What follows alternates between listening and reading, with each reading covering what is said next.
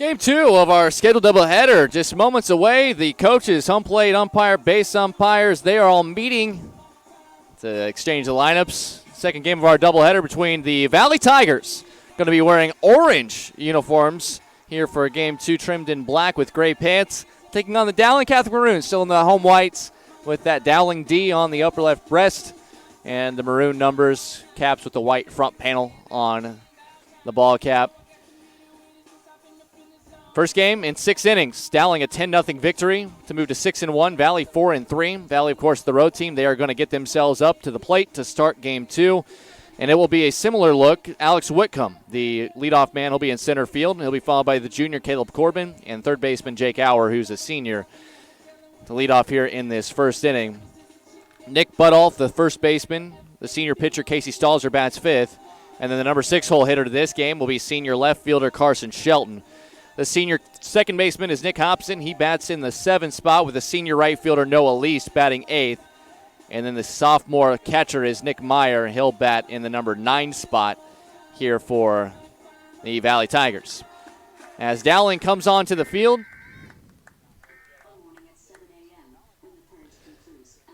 Nianti Gerke going to be due up. We'll get to the Dowling lineup when they come up with Mark Roaring's squad in the bottom of the first inning. But I will already give you a hint. It's the exact same 9 in the exact same order for Game 2 as we had in Game 1 that put up 10 runs on the scoreboard. Just a few defensive adjustments made on that. Our home plate umpire is Lee Probelski. It'll be Jay Floor out on the base paths. We're at George Cardaro Field, the campus of Dowling Catholic. We're just to the south of the high school. It was all cloudy. This was a cloudy day when we showed up here around 4 o'clock. By 5 on first pitch, it was still cloudy, 75, very temperate, little bit of a breeze, couldn't ask for better conditions.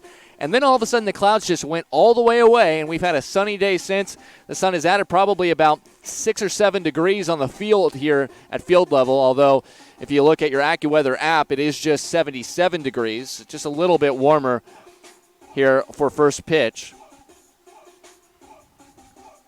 Still really no wind to speak of. That little breeze that we felt early on in the first game wasn't going to be much of any help to any baseball.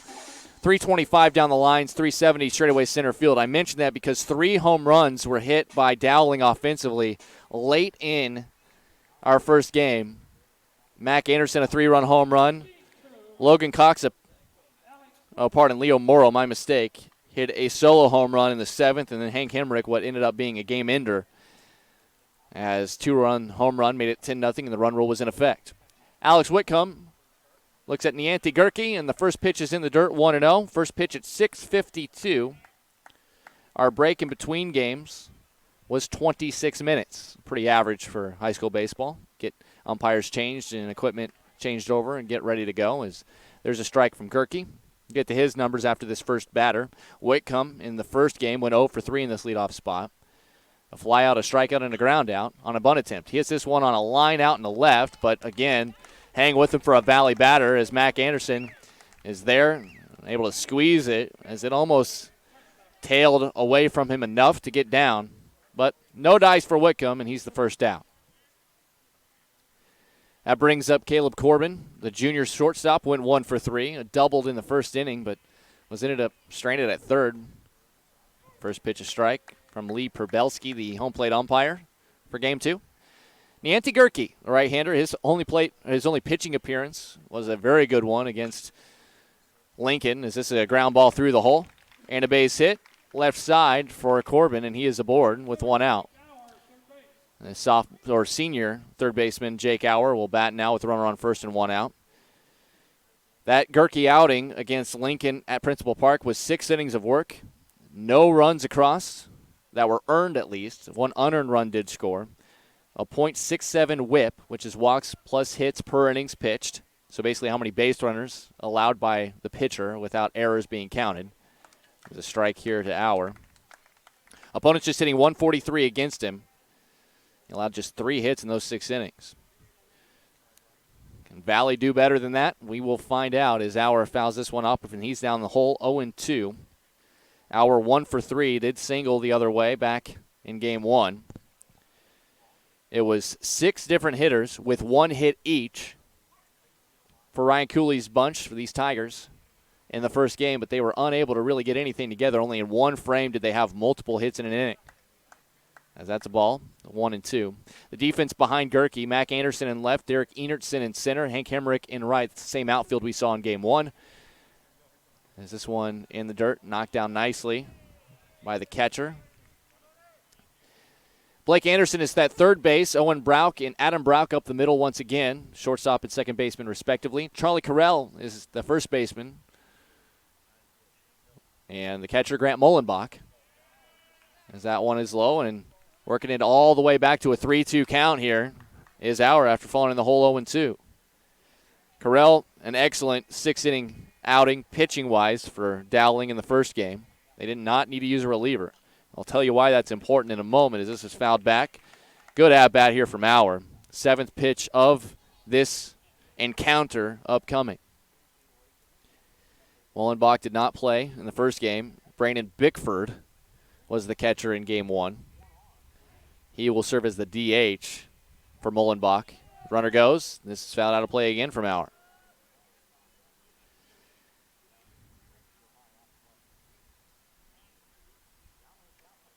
Logan Cox was the player who was hit for in game one, although he did get an at-bat late in the game when Dowling was ahead. Carell finds himself at first base after his pitching performance. There's another 3-2 and another foul ball. We are going to see a ninth pitch of this at-bat here. Really making Gerke work, which Carell, to his credit, was incredibly efficient. He threw 71 pitches in 6 innings. It's about as good as you're going to find. And of the 71 pitches, 53 were strikes and only 18 were balls. Runner goes, and yet another foul ball. Now we're going to get into the double digits. It's the first one of these I've had so far through a week of play this year. A 10-pitch at-bat here for Jake Auer. And Corbin getting a workout over there at first as well. Since it became a full count, he has been running on the pitch, even though it is just one out. Just a decent lead. Foul tipped into the mitt. Throw down to second base. Tag is applied in time. Strike him out. Throw him out. Double play. And that'll end the inning. Auer, a 10-pitch at bat, but he ends up going down on a foul tip into the mid of Mullenbach. Corbin out 2-6 on the caught stealing. And just like that, we're through a half inning of play. Valley nothing, and Dowling coming to bat after this right here on CISN. We might not always know what the day will bring, but some things are certain. The sun will rise and your lights will go on. That's because at MidAmerican Energy, we're obsessively, relentlessly committed to providing you energy when and where you need it, to connecting with you and keeping our communities safe and strong. Because the most important thing we put our energy into is you. We're obsessively, relentlessly at your service. Here's to everyone who believes in competition and good sportsmanship, who knows it's not about the trophies or the medals, but rather the lessons learned. For those who understand, it's not whether you win or lose, just that you give your best. So go ahead, lace them up, take the field, have fun, and play. For the experience, for the memories, for the love of the game, Shields. Bottom of the first inning, it'll be the DH, senior Brandon Bickford to lead off. Senior right fielder Hank Hemrick is batting second, with senior second baseman Adam Brauch batting third. Middle third of this maroon order for Game 2 will be the junior first baseman Charlie Carell, the junior center fielder Derek Enertson, and then the sophomore third baseman Blake Anderson. Lower third, junior left fielder Mac Anderson, who homered in the first game. Junior shortstop Owen Brauch batting eighth, and then the senior pitcher Nianti Gerke will bat in the 9 spot. Casey Stelzer is the pitcher for Valley. Stelzer, 2 appearances, 1 start. He is 1-0, 3 innings of work on the year, 4.67 ERA, 1.33 his whip. Walks plus hits per innings pitched. Opponents hitting .267 against him. He has not walked any and struck out 5. He has hit a couple batters, however. As Bickford will come up to lead us off here for Dowling in the bottom half of our first inning at George Cordaro Field, and what has really turned out to be an excellent night for baseball here. Not that it wasn't earlier with the cloud cover, but with the sun out, while some of the players, especially on the left side of the field, are going to have to deal with the sun, especially as it starts to set in their eyes. As a spectator, you could not ask for a better situation, as this is fouled straight back out of play to start things off here for Stelzer. Brandon Bickford went 2 for 4 in the first game. His courtesy runner, Ramel Hernandez, would score a run as part of a 10-0 six-inning run rule win for the 7th-ranked Maroons. That ranking is from the Iowa High School Baseball Coaches Association, and that was a preseason ranking. Have not seen an updated one since, as Bickford takes a ball 1-1. The 1-1 from Stelzer is on the way. That catches the inside corner, and it's 1-2. Bickford served as the catcher in Game 1. Gets to be just the designated hitter batting for this game's catcher, Grant Mullenbach, a junior. And the senior Bickford looks at the 1-2. That one blown away. And it's 2-2. The defense behind Stelzer, Carson Shelton out in left with Alex Whitcomb in center and Noah Least drawing the start out in right. We'll get to the infield after this. 2-2 pitch. This ball poked out into short center field, and it will be caught by Alex Whitcomb. Whitcomb absolutely is one of the best defensive center fielders you're going to see. Cover a lot of ground in all directions, and he does a great job of ranging into the large cavernous center field that Valley Field at the Hanson Family Field has at Valley High School. It's 325 here down the lines, but 370 to center field. It's 325 at Valley Field down the lines, but it's 390 to center field. They have a really, really large center field, and that center fielder has to cover an awful lot of ground. That's I don't want to say child's play to cover this, but a lot less ground in all directions that Whitcomb has to cover, with it just being 370 out to straightaway center field. That'll be out of play left side. 0-2 quickly to Hank Hemrick, the senior right fielder for Dowling. He went 2 for 3 with 2 runs scored, 2 RBIs. Those both came on a 2-run homer to finish out Game 1. That made the run rule, put it into effect in the 6th inning. The 0-2 to Hemrick upcoming for Stelzer, the right-hander, with nobody on and 1 out here in the bottom of the 1st inning of a scoreless game. That one outside, 1-2. The infield for the Tigers, Jake Auer at third, Caleb Corbin at short, Nick Hobson at second, Nick Butoff again at first base, with Nick Meyer, the sophomore backstop, getting another start behind the plate after the second half of the last game was caught by Bobby Cobain, the junior. That's outside, 2-2. We mentioned in Game 1, Charlie Carell was the pitcher. Dowling's schedule is not in line, at least from what they have on their quick stats schedule, from what Valley has. Valley has another off day on Thursday. Dowling's next off day is scheduled for Friday. That's foul tipped into the mitt for the out. Good job by Meyer squeezing it. That goes down as a strikeout. First one for Stelzer, and Hemrick is retired for the second out of the inning. And that brings up second baseman Adam Brauch, the senior, who went 0 for 2 with 2 runs scored. Also had a stolen base, many steals. This Valley team was aware of that coming in, but Dowling still aggressive on the base paths. The first pitch, a strike here from Stelzer, 0-1. Pounding the strike zone, very imperative. Valley tomorrow will be hosting Ankeny and then get Thursday off before they go to Ankeny Centennial Friday. As this pitch catches the inside corner for strike 2. That's a good breaker there. Stelzer, infield, outfield, straight up, spread out. The 0-2 pitch. Out of the windup, on the way. Strike 3 called on the outside corner. Good morning, good afternoon, good night. Adam Brauch, Stelzer picks up the K. 1-2-3 inning for Stelzer and the Tigers. We'll head to the second. Scoreless here on the Central Iowa Sports Network. Hi, Ron here, head coach of Westside Auto Pros. When your car's on the injured reserve, you want to get it back in the game as soon as possible. I know that. That's why you need to bring it here to Westside Auto Pros. I have a team of experts that can fix almost every automotive injury. Whether it's a fractured joint, a brake, or if your car just got its bell rung, no problem. We can even do a complete physical on your car to make sure it's game ready for the entire season. So bring your car to Westside Auto Pros and we'll get it back in the starting lineup in no time. Hey, you guys are dogging it back here. Let's move it, move it, move it. You want to get stronger, faster, healthier. You want more. You want to be part of something bigger than yourself. A place for people of all ages, all walks of life, that provides opportunities for all to succeed. We do that. We're the why. Build more than muscle. Build a stronger community. Dowling defensively out there for their second inning, and for Niantic Gerke, he'll be seeing 4, 5, 6 in the Tiger order. Nick Butoff, Casey Stelzer, and Carson Shelton due up. It's a good way to end that first inning for Gerke. He threw 10 pitches to Jake Auer before finally striking him out on a foul tip into the mid of Grant Mullenbach.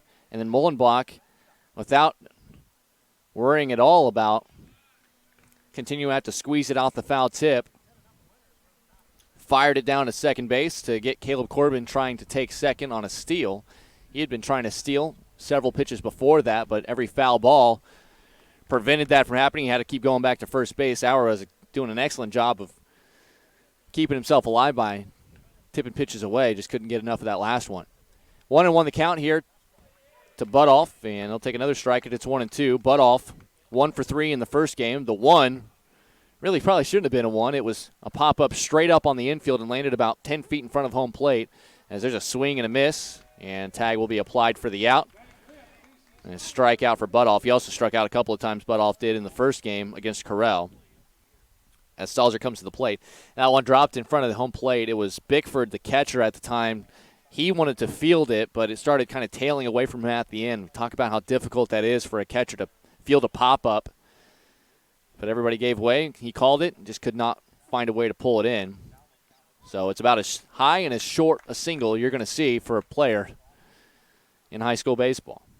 Stelzer takes a strike right there from Gerke, 0-1. Stelzer played right field in the first game, drew a walk, and got a single. That one, foul tip, just trickled down the first base side, and it's 0-2 to your Stelzer with Carson Shelton on deck. Talked about Charlie Corral and throwing 6 innings, Dowling not needing anyone to come on in relief. The reason that was important is they do not have an off day built in for the next couple of doubleheaders this week, as that's tailing foul down the left field line and off the fence. We'll do the 0-2 again for Stelzer. So if we have this game, which is Gerke's game, as long as Gerke throws more than 40 pitches, he will need at least 2 days of rest. That means he is unavailable for tomorrow's doubleheader, scheduled against Ankeny Centennial here at George Cordaro Field, and he would be unavailable at Southeast Polk on Thursday. As this is fouled over to the right side. Valley batters are doing a great job of making contact and staying alive here on Gerke's delivery. So anything 41 or more pitches, at least as long as this schedule maintains what we believe it to maintain, for Dowling having played 3 doubleheaders in 3 consecutive days. There's another foul ball by Stelzer.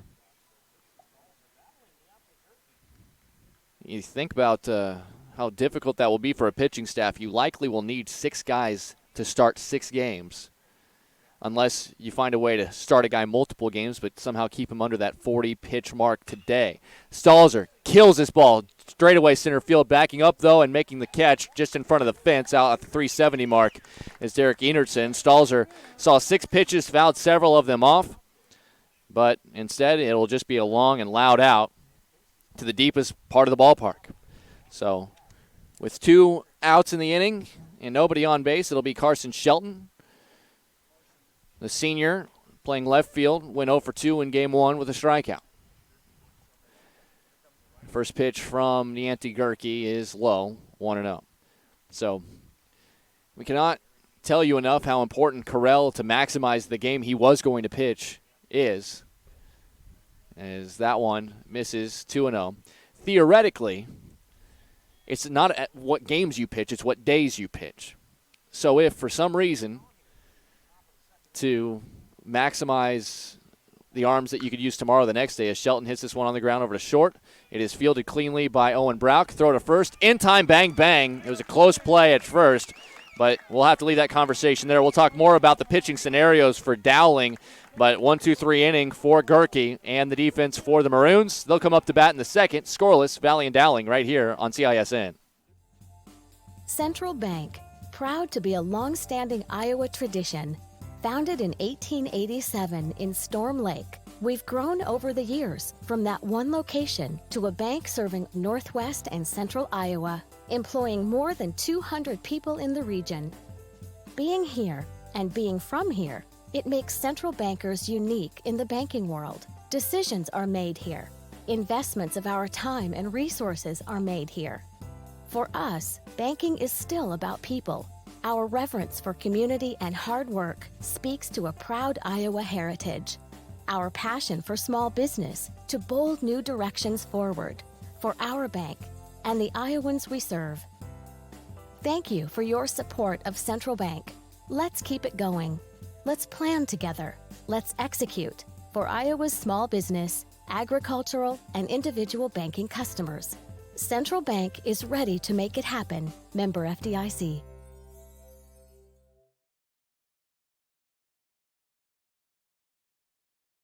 Out there for another inning for Casey Stelzer, Charlie Carell, Derek Enertson, Blake Anderson. 3 due-up batters for the 6-1 Maroons. Trying to pull off a sweep here against their West Des Moines counterparts. Of course, Dowling Catholic School, private. Very successful on the football field. Also have some great successes in other sports, but football certainly the most notable, having won the last 6, I believe, Class 4A state championships. Charlie Carell, the junior first baseman, looking to try to continue to show off his ability at the plate as well. His first game out of the cleanup spot was 1 for 2 with 2 RBIs. His courtesy runner would score a run. That was Jason Moist. And he also laid down a successful sacrifice bunt as well, which you don't see too often from a cleanup hitter. But he can do a little bit of everything. 0-1 the count to him. Stelzer delivers a breaking ball that comes in a little inside, and it's 1-1. So back to that conversation through Carell and maybe his availability here in Game 2 if needed. The 1-1 on the way.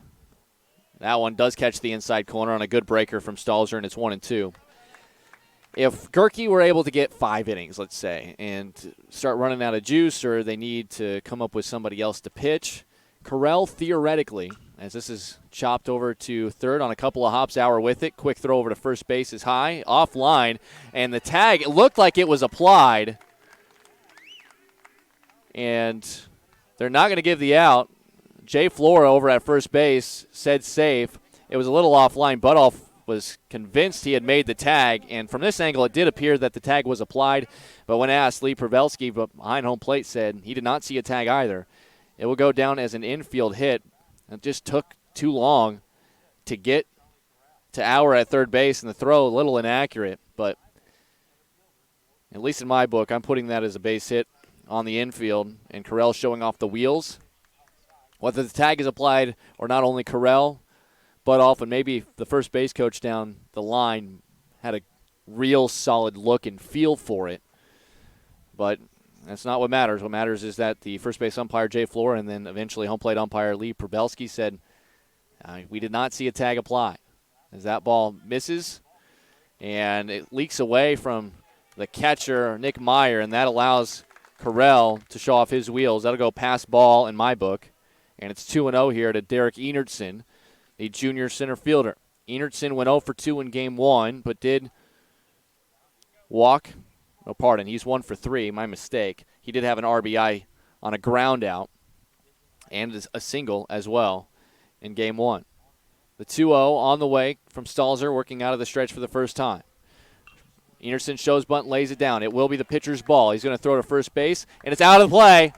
Wide of the mark. Hobson couldn't come up with it at second. That allowed Enertson to take second. He will be there safely, and the run will score. So Carell would have moved to third on the bunt attempt. It'll go sack bunt, and then E1, two-base error.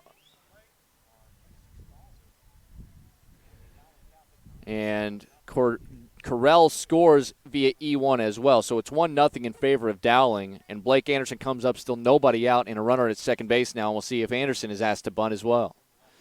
Lefty batter shows bunt, pulls back, takes a ball well outside. That gets all the way to the backstop. The wild pitch puts Enertson at third. Finally, to wrap up that pitching conversation, Correll could pitch in this game as well. He only threw 71 pitches in Game 1. If they need another pitcher and they don't want to try to burn any other arms that they need to use tomorrow's doubleheader or potentially for Thursday's doubleheader, remember they're playing back-to-back against Centennial tomorrow, and they're listed, at least on their quick stats schedule, as playing Southeast Polk on the road Thursday. As that gets away as well outside, and Stelzer will not even cover, as Ryan Cooley's going to come out and talk with his right-hander. Back-to-back wild pitches. You also have a pass ball from your catcher, an error throwing to first base. The defense, it needs to be tightened up here for the Tigers. But it is a 2-0 count here to Anderson. And while they talk conversation, the battery, Stelzer, Meyer, and head coach Ryan Cooley, it is 2-0 in favor of Dowling. And both runs to this point are unearned. There is a scenario in which they could be earned if the next couple of batters get base hits. But either direction, at least one of them will be unearned. That was Enertson's run. He should not have been at first base, but reached via error after the sacrifice bunt. So if Correll were to pitch in this second game, the pitch count from this game would just be added on to his first game. He would have a day total of, say, 90, 95 pitches. He'd have to take the allotted day's time off, but we already know he was unavailable for Wednesday and Thursday already. And if he pitches up to, he can pitch up to 110 pitches in a day. And that could also help save some of those other arms in the Dowling pitching staff for the next 4 games they play over the next 2 days. Just something to keep an eye on, not necessarily what Coach Mark Roaring or anybody in the Dowling dugout is thinking about as Anderson looks at a strike 2-1 after the meeting. And I could be speculating completely and really not be relevant in game, but it is just an option. Correll, theoretically, having thrown only 71 pitches, you would think, if necessary, and if Dowling did want to save arms, it is an option for them to have him available here in game number 2. The 3-1 on the way here from Stelzer. Bounces into the dirt, and it's a walk. First walk issued by Stelzer. Anderson is aboard. Anderson, sophomore, has done a good job of being an on-base guy here the first week plus of the season. And that'll bring up the other Anderson, Mac Anderson. The junior batted 7th in the first game, and he did what every 7-hitter dreams of, I suppose, hitting a 3-run home run in the 4th inning, which helped Dowling take what was a 1-0 game and made it a 4-0 game. That was with 2 outs as well, as this one in there for a strike, 0-1. The sun is now starting to get behind those trees down the first base side here behind the Dowling dugout, and they are creeping over the first base line and in between the pitcher's mound and home plate as the bunt attempt was missed. Throw down to second base not in time. It'll be a steal for Blake Anderson as it's 0-2 the count after Anderson missed the bunt attempt, but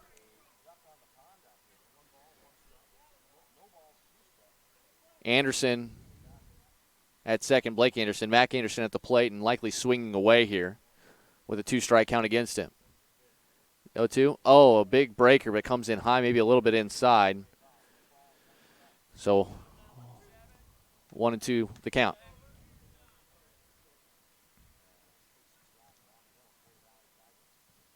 Stelzer kicks, fires in the dirt. Good stop there by Meyer. Doesn't risk the throw back to second, and it's 2-2. With Valley's off, they kind of built in on Thursday. Anything less than 66 pitches today would keep a pitcher available for Friday. As this pitch fouled out of play. Still looking for the first out of the inning here is Stelzer in Valley.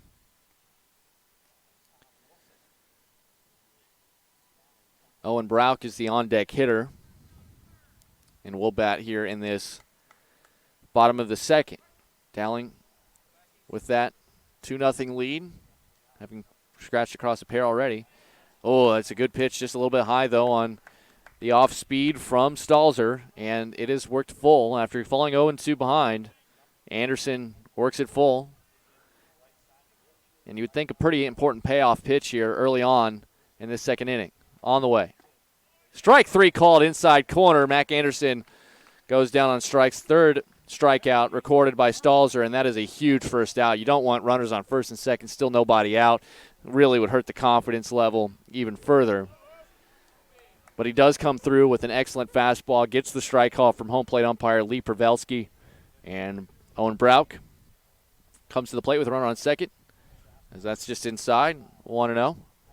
Owen Brauch in the first game went 0 for 3, a couple of strikeouts in this 8 spot. It's the exact same 9 that Coach Mark Roaring and the Dowling coaching staff threw out in game 1, just some defensive adjustments, as that's just a hair inside as well, just trying to relocate the exact same spot on the inner half that he found on the strikeout pitch to Mac Anderson, but has come just a little too far inside both times so far. See if those shadows make it a little bit more difficult for a batter. Is this one chopped? That is just foul. Ooh, just foul. That would have hit the bag, even if it was on the foul side of the bag. The bag is in fair territory. It hits the bag, it's fair, but it just kicked to the left of that third base bag for a strike, but that could have been trouble and easily a run-scoring play if that would have been 6 inches more potentially to the right. 2-1 on the way.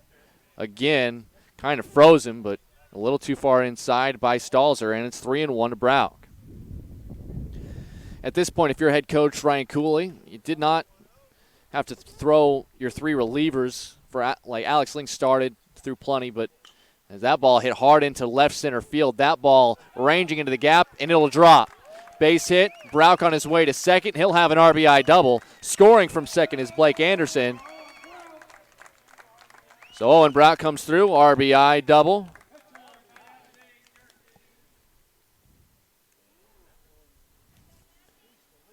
For Brauch, RBI number 3 on the season for him. He stands a second for the pitcher Gerke. Still just 1 away.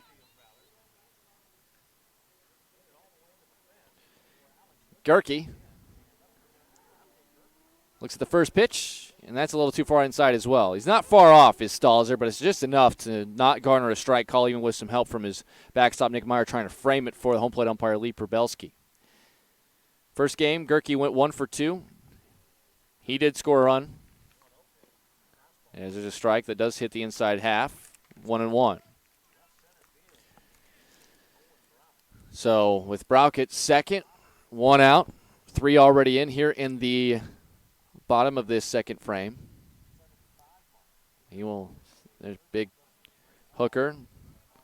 Does not do much.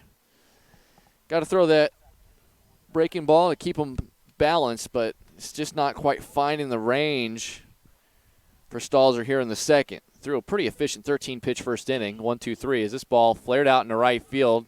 Long, long run coming on, not making the catch, but it is just foul for Noah Least out there in right field. And it's hard from our angle to see how close to that being a fair ball was, but home plate umpire Lee Pavelski said it was foul, and Gerke, the way he was kind of jogging to first base, it appeared he thought it was going to be foul too.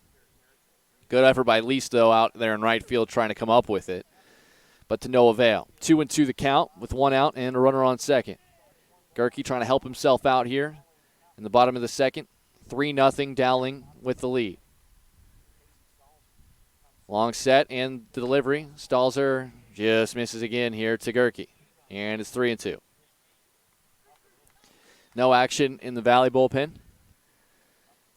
As I mentioned, 3 relievers came in after Alex Ling, but none of which pitched more than 25 pitches. That ball, line drive, it's off the glove of the shortstop, Corbin, stays on the infield, so Corbin did well just to knock it down. Again, it's tough to tell, at least from, as Gerke will be run for by Ramel Hernandez. I'm going to give that an infield hit. That was scalded up the middle. If that is fielded cleanly and he's somehow able to make an accurate throw to first base, it would have been a spectacular play. But at the high school level, to imagine that play being routine at all is foolish. As mentioned, Corbin did a good job just to keep it on the infield, which holds a runner at third. Hernandez likely will be thinking about going to second here, but he doesn't on this first pitch. Is back to the top of the order, and Brandon Bickford, who fouls it out of play right side, 0-1. Bickford flew to center first time up in the first. So we're giving Gerke the hit. Ramel Hernandez is the runner.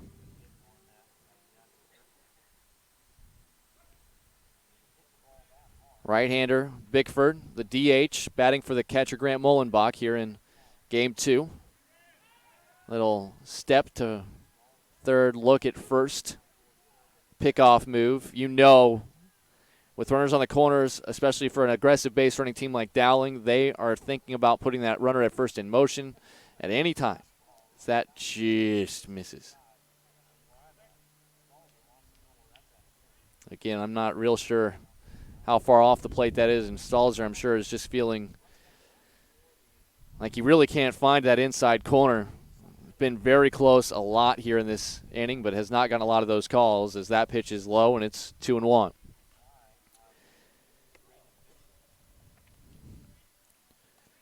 So it's 2-1. A lot of pitches being thrown here by Stelzer in this second inning, and Hernandez has stayed at first base for at least for now. He's got a bigger lead here, but he still isn't going, as there's a strike on the outside corner.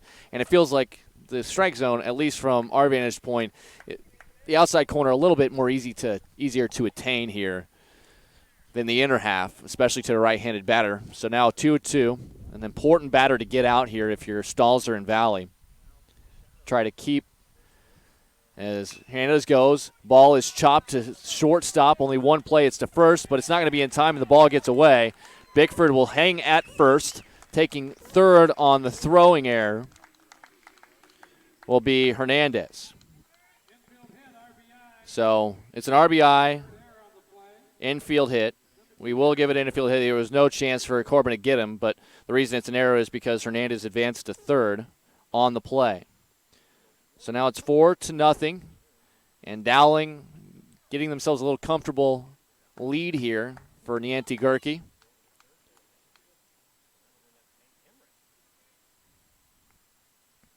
Runners still on the corners, and Bickford running for himself at first. He's got pretty good speed as well. Has not stolen a base yet, as this ball, Hemrick flied out into left field. Shelton under it, fields it, makes the catch. Just faking is Hernandez, and the throw comes back in, so Valley able to dodge a bullet and get it out without any advancement from the runners. Hank Hemrick 0 for 2 now with a strikeout on that fly out to left just now. So with 2 away, that brings up Adam Brauch. He's the 9th batter of the inning as the Maroons have hit around the order. Brauch went down looking back in the first. Bickford still at first base. Ramel Hernandez running for Nianti Gerke at third. 4 runs already across here in the frame. Check swing. He went around, says home plate umpire Lee Pavelski. And it's 0-1. An infield single. A bunt attempt that there was a throwing error on, a walk, a strikeout, a double, an infield hit, another infield hit, and a flyout. A ball has left the infield literally one time for a hit, a second time on a flyout with no advancement, and still that small ball rally is hitting it around the infield and taking advantage of mistakes. Dowling has put 4 across the board and have 2 more on the base pass. The 1-1. Big hook in there for a strike. Bickford, long throw to second base. It was run up and taken by Hobson, knowing what kind of play may have been on there for Dowling. If that gets all the way to second and the tag is applied and it's not an out, that runner from third very well might find himself trekking home. It is 1-2, though. Give credit to Bickford, his first steal of the season. And it's a 1-2 count to Adam Brauch. The pitch. Strike 3. 9 batters, though, come to the plate, and 4 cross it. And after 2 innings of play, 7th-ranked Dowling with a 4-0 lead over Valley right here on the Central Iowa Sports Network. In a recent spring storm, a freak tornado formed and moved through the north side of Schottenkirk Chevy Waukee. Depending on damage, most new vehicles with minor cosmetic imperfections. Affected new Chevys will be sold for thousands below market value, with a limited number of storm-damaged vehicles available. Time is of the essence to take advantage of this opportunity. You get the rebates and discounts. Now take thousands more off storm-damaged vehicles. Limited time savings. Schottenkirk Chevy Waukee. WaukeeChevy.com. Why do I look for the seal? It's about trust. Whether I'm buying a car, hiring a contractor, finding a tax preparer, or an honest mechanic, the Better Business Bureau's seal means this business meets high standards. When I see the seal, I know I'll get what I pay for. No more taking chances and no more worries. And I feel good about supporting local businesses. My life is so much easier knowing I can always trust BBB accredited businesses. It pays to look for the seal. See for yourself at bbb.org/Iowa. By my count, that was a 40-pitch inning for Casey Stelzer. He saw 9 batters, and 4 would come all the way around to score, despite just 1 double and 3 infield singles. As Nick Hobson comes up, pops the first pitch he sees out in the right field. Hemrick is there, 1 pitch, 1 out. And Noah Least will come up. Least did not appear in the first game. He comes into this game 1 for 4 at the plate. His 1 was a double. He has struck out once as well. So 9 batters came around. You had infield singles from 3 of them as that ball hit hard down the left field line, and that's going to be a fair ball. Extra bases potentially for Least. He's trucking around first. He's headed to second. He will pull up there with a stand-up double. So Least his second double of the year, and he stands there with 1 out with number 9 batter Nick Meyer. The sophomore comes to the plate. He just went to the plate once and reached on a fielder's choice back in game 1. But for Valley, certainly would like to get 1 or 2 across the board here. Give yourself an opportunity to stay within this game. This one in the dirt. 1-0 to Meyer. We mentioned those 4 hits, 3 infield singles, and a double in that bottom of the second. Of course, my scoring completely unofficial. The teams take their own score and put it in to quickstatsiowa.com, which anyone can see is that one called strike. Lee Probelski called that one a strike. The Valley fans say there was a lot of inside pitches in that bottom of the second that were not called a strike. And I'll let the home plate umpire hear about it a little bit. Either way, is 1-1 the count, and the next pitch hits the arm of Nick Meyer, and he'll take his base. The hit by pitch from Gerke.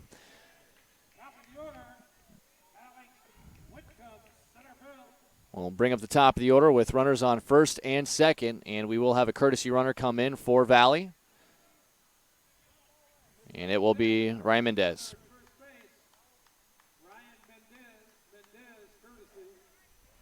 So Mendez finds himself at first, Least the runner at second, and Whitcomb in the top of this order going to try to get a little rally of their own going.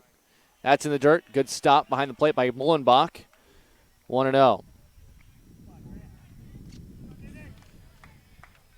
As far as Gerke is concerned here, definitely you would trade with the 4-run lead. You would trade an out or 2 outs for an advancement. As that pitch clips the knees on the outside corner, Whitcomb turns back to his dugout, nods his head. 1-1 the count.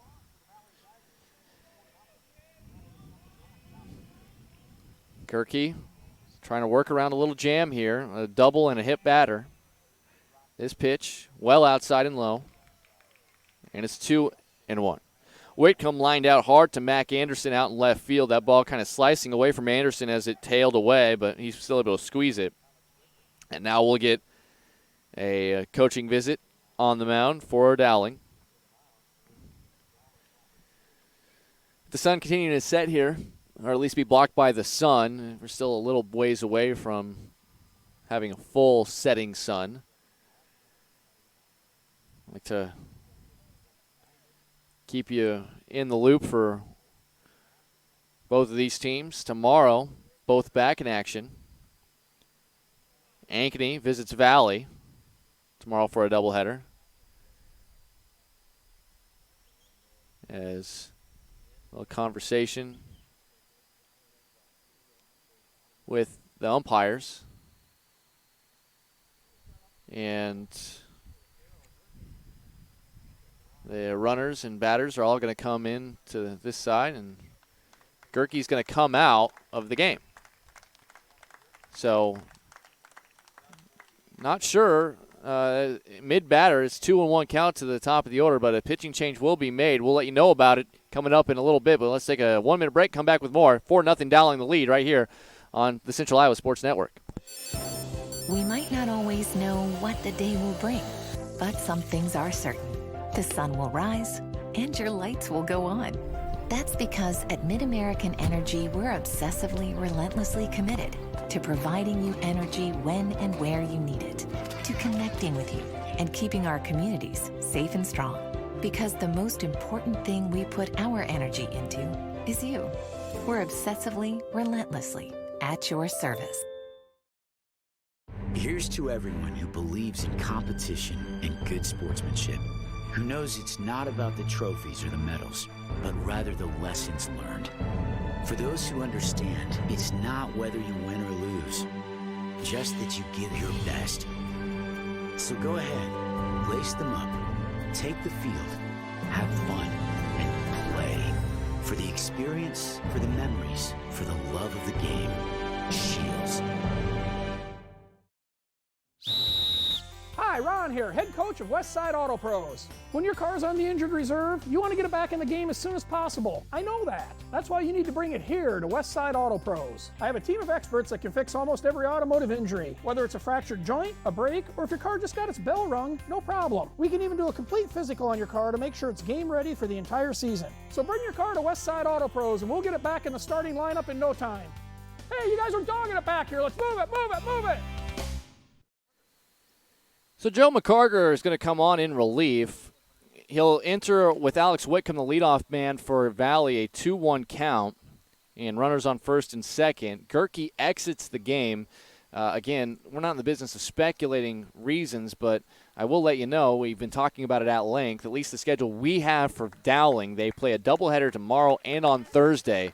And since Gerke pitched 36 pitches by my count, that's under the 40 pitch threshold, which means he has to take tomorrow off, but could pitch realistically on Thursday. So if there was something a little wrong, a little hitch, maybe he was feeling a little discomfort, maybe he can give it another go in a couple of days, having only thrown 36 pitches. But either way, we'll get to his numbers. He is responsible for runners on first and second, and this is technically his batter. As this ball popped up, this is the batter actually for McCarger. This is out in the center field. Underneath it, making the catch is Enertson. He'll get it back in, no advancement for the second out.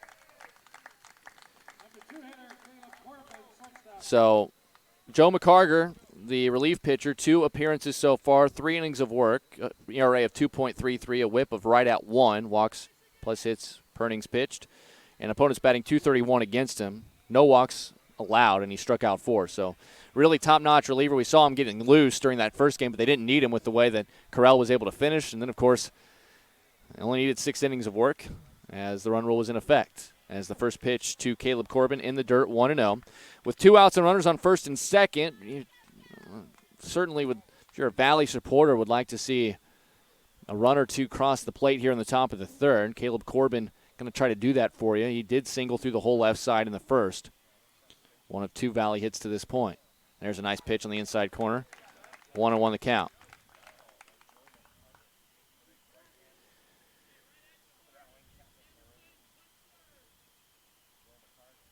Shadows, as you can tell, on our telecast, covering the mound and the home plate area and everything in between. There's a little bit of light that's kind of coming through those trees that are casting those shadows, but should not really be an issue for the batter or catcher receiving those, as it's 2-1 here to Corbin. All of the fielders, other than the first baseman and catcher and pitcher, are still in the sun. As this one in the dirt again from McCarger, and it's 3-1. 3 balls, 1 strike 2 outs and runners on first and second here for the Tigers. Top 3. McCarger looks in, and the 3-1 on the way. And that bounces in. So 3 straight balls in the dirt result in a base on balls. It's the first one of the year issued by McCarger. And an important at-bat there for Corbin to keep this alive for Jake Auer. Auer's 0 for 1. He struck out swinging, but it wasn't without a huge effort from him at the dish. He fouled several pitches off. Ended up seeing 10 pitches in the at-bat on full count. He eventually went down on a foul tip into the mitt. This ball, a little check swing, but ends up foul down the right side. 0-1.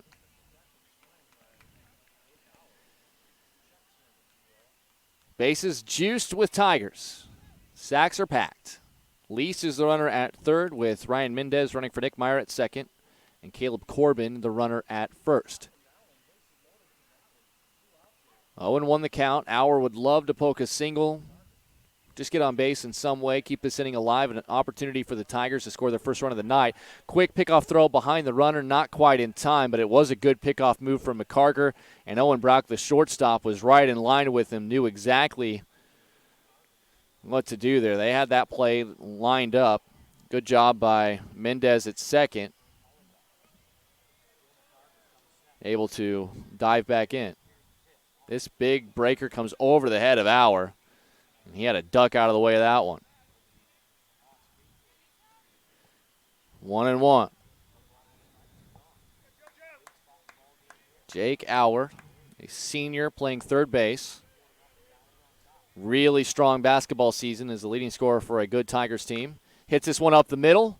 That's going to be knocked down, fielded by the second baseman, Adam Brock. He'll take it to second himself in time for the out. And Valley cannot score with the bases loaded. We'll head into the bottom of the third. Dowling still has that 4-0 lead right here on the Central Iowa Sports Network. Central Bank, proud to be a long-standing Iowa tradition. Founded in 1887 in Storm Lake, we've grown over the years from that one location to a bank serving Northwest and Central Iowa, employing more than 200 people in the region. Being here and being from here, it makes Central Bankers unique in the banking world. Decisions are made here. Investments of our time and resources are made here. For us, banking is still about people. Our reverence for community and hard work speaks to a proud Iowa heritage. Our passion for small business to bold new directions forward for our bank and the Iowans we serve. Thank you for your support of Central Bank. Let's keep it going. Let's plan together. Let's execute for Iowa's small business, agricultural, and individual banking customers. Central Bank is ready to make it happen. Member FDIC.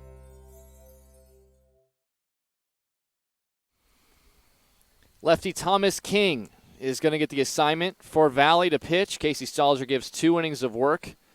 He allows 4 hits by my count. Again, all of that is all the various situations for infield hits versus errors is all that stuff that you're going to have to figure out. We'll get you the rest of the defensive changes, but Thomas King will be in. Stelzer 2 innings of work, 4 hits. By my count, 4 runs, 3 of which were earned. Obviously, the earned runs will obviously be adjusted if you have more errors or less errors. 2 walks were issued. Pardon, 1 walk was issued. And 4 strikeouts were recorded. 53 pitches by my count for Stelzer. 30 strikes, 23 balls. He will be available.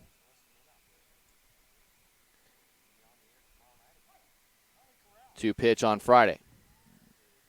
Not available tomorrow, but he will be available. Is this a foul ball off the front leg of Charlie Carell, who led off last inning with one of those infield hits and would eventually score a run. King, by the way, a junior, 2 relief appearances so far this season. He's thrown 2 innings of work. No earned runs or any runs scored against him. .50 the whip.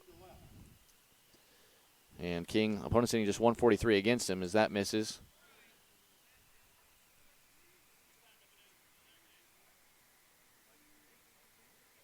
1-1 the count.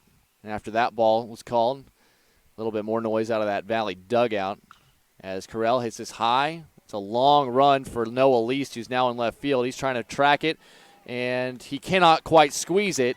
It's down. Least will get it back in.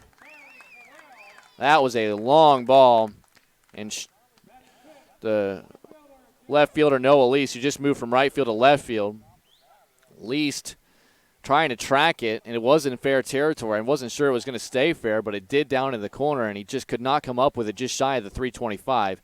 A double in my book, and the leadoff man on again here for the Tigers, or pardon, for the Maroons. The Tigers defensively certainly would like to get an out here on Enertson, even if it is via bunt, and he bunts this foul 0-1. Enertson was asked to lay down a sacrifice bunt, did so successfully, but would reach first on a throwing error, would steal a base, or would take a base on a wild pitch and score on a wild pitch as well. Two separate wild pitches with Stelzer on the hill. By the way, Stelzer moved to right field. Was the pitcher first 2 innings, now is in right. Least goes from right to left. Carson Shelton exits the game in favor of Thomas King, and that will be reflected in the batting order unless a re-entry is used. 1-1 the strike, or 1 ball, 1 strike, our call here for the Maroons. And their number 5 hitter, Derek Enertson. Lefty King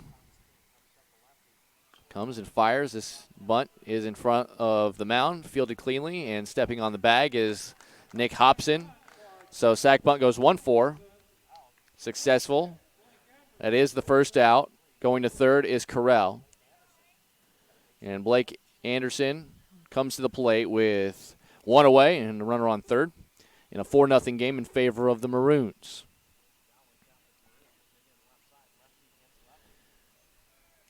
This is Anderson's first look at a fellow southpaw. And the infield is in. They do not want another run to score. This ball lifted out into right field. Long, long run for Stelzer out in right field, and that's going to drop against the fence. Anderson will stop at second. It would certainly have been deep enough to be an RBI on a sacrifice fly, but Anderson hit that, and it just kept on carrying. Stelzer was playing. It looked a little bit in. And he had a long ways to run, and he was going as fast as he could out to that right field wall, but could not get to it quickly enough. Anderson gets credit for an RBI double, and that RBI, Correll scores from third easily. Mac Anderson comes to the plate now with 1 out, and now a 5-0 game. Anderson, the batter for Blake Anderson out there at second, is a big hack no contact for Anderson of the Mac variety. 0-1 the count. Mac Anderson 0 for 1, struck out looking last inning. And that was against Stelzer, of course, now facing the lefty. A little bit of a different look. Nick Meyer does a good job of blocking the 5-hole there and keeping the runner at second. 1-1 is the count.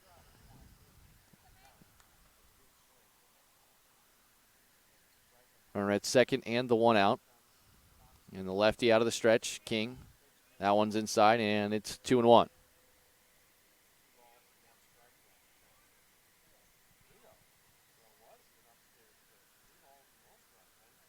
Now the home plate umpire says 3-0. I was certain I saw Mac Anderson swing and miss. Either way, it's not going to matter as he flies out to right field, and it is caught, and without moving maybe even a muscle until the ball came down to Stelzer. So regardless of the count confusion, it is a harmless fly ball to right field for out number 2. Blake Anderson remains at second, and Owen Brauch is the batter who roped a double into left center field into the gap for an RBI, and he would eventually score a run in that 4-run second. This one in the dirt, and again the sophomore, Nick Meyer, doing an excellent job just not allowing any more balls to get past him.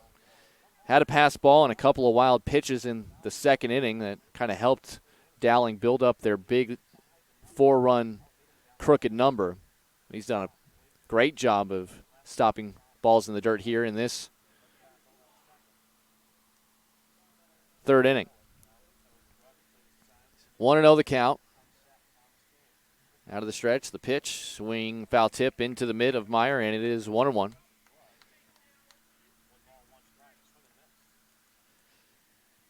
George Cordaro Field, just to the south of Dowling High School. Excellent night for some baseball and softball. Softball going on with Valley in town as well. These games were scheduled for yesterday, but moved to today because of rain yesterday. And I'll be honest, I am not complaining at all. I'd rather be sitting here in this weather, this beautiful weather, than what we were dealing with in central Iowa and many spots in central Iowa yesterday. Quick look back to second, nobody covering the bag, but Anderson will go back anyway. 2-1 the count.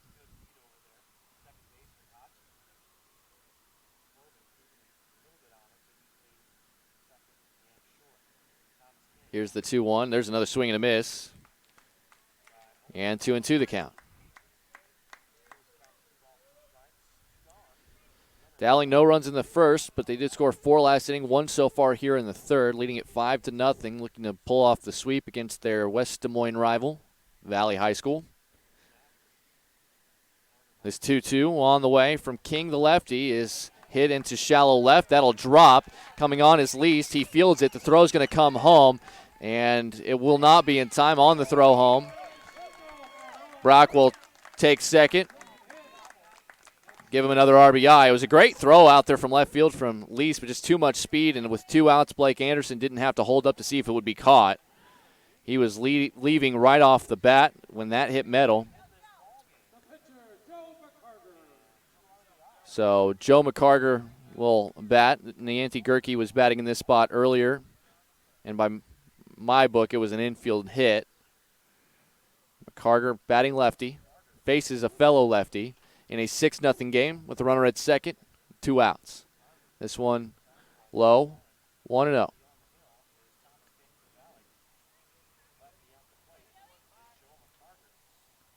So McCarger.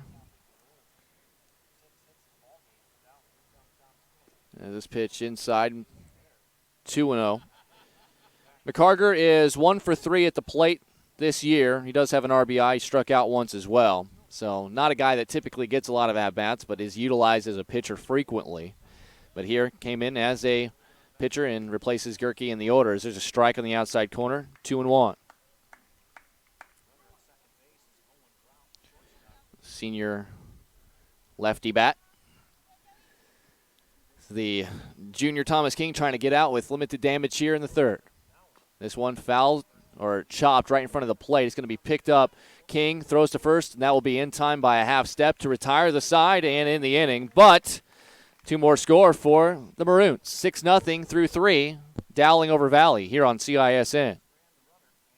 You want to get stronger, faster, healthier. You want more. You want to be part of something bigger than yourself. A place for people of all ages, all walks of life, that provides opportunities for all to succeed. We do that. We're the why. Build more than muscle. Build a stronger community. In a recent spring storm, a freak tornado formed and moved through the north side of Shunkirk Chevy Waukee. Depending on damage, most new vehicles with minor cosmetic imperfections. Affected new Chevys will be sold for thousands below market value, with a limited number of storm-damaged vehicles available. Time is of the essence to take advantage of this opportunity. You get the rebates and discounts. Now take thousands more off storm-damaged vehicles. Limited time savings. Shunkirk Chevy Waukee. WaukeeChevy.com. Tomorrow night, 5 p.m. start time, as always, Monday, Wednesday, Friday, except for tonight, Tuesday, thanks to the rain out yesterday. And tomorrow we got a couple of dandies for you. Johnston visiting Waukee, and this Valley Tiger team on the road to take on the Ankeny Hawks. Those are both baseball and softball doubleheaders presented to you by the Central Iowa Sports Network. Our entire crew and our entire team appreciate the great work that they do. CISN.TV, where you can get all of it. And CISN.TV, you can get a single game pass for $5, a full season pass for $30 through the entirety of this season, through mid-July. Excited to bring that to you. Joe McCarger batted left-handed, but he is a right-handed pitcher, and he'll see Nick Butoff, Casey Stelzer, and Carson Shelton was in that spot, but I believe it will end up being Thomas King unless a reentry is used. Due up third this frame. First pitch from McCarger, outside 1-0. We're top of the fourth here, 6-0. Dowling leads. Dowling ranked 7th in the Iowa High School Baseball Coaches Association poll at the beginning of the season. Certainly looking every bit the part of a ranked team, not just tonight, but so far this is the 8th game that they've played, as it's 2-0 here to Butoff. Nick Butoff 0 for 1, struck out swinging against Nianti Gerke back in the second.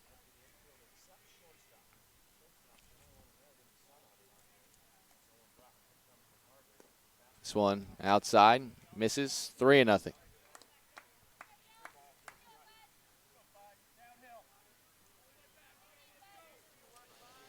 Gerke started this game, Nianti Gerke did. McCarger came on kind of hastily mid-batter last inning as there's a big strike. Green light for Butoff on 3-0. I kind of like the idea of turning the guy loose. You see a strike coming, might as well. You're down by 6 runs. See if you can't get a couple extra bases instead of just watching one get over on you. McCarger fires. This one does catch the outside corner. Butoff thought that was going to be ball 4. Instead it clipped the home plate or the outside part of home plate. So 3-2 the count with nobody out and nobody on. Butoff sits and looks at what is ball 4 up around the shoulders. Second walk issued by McCarger in relief. Butoff out at first.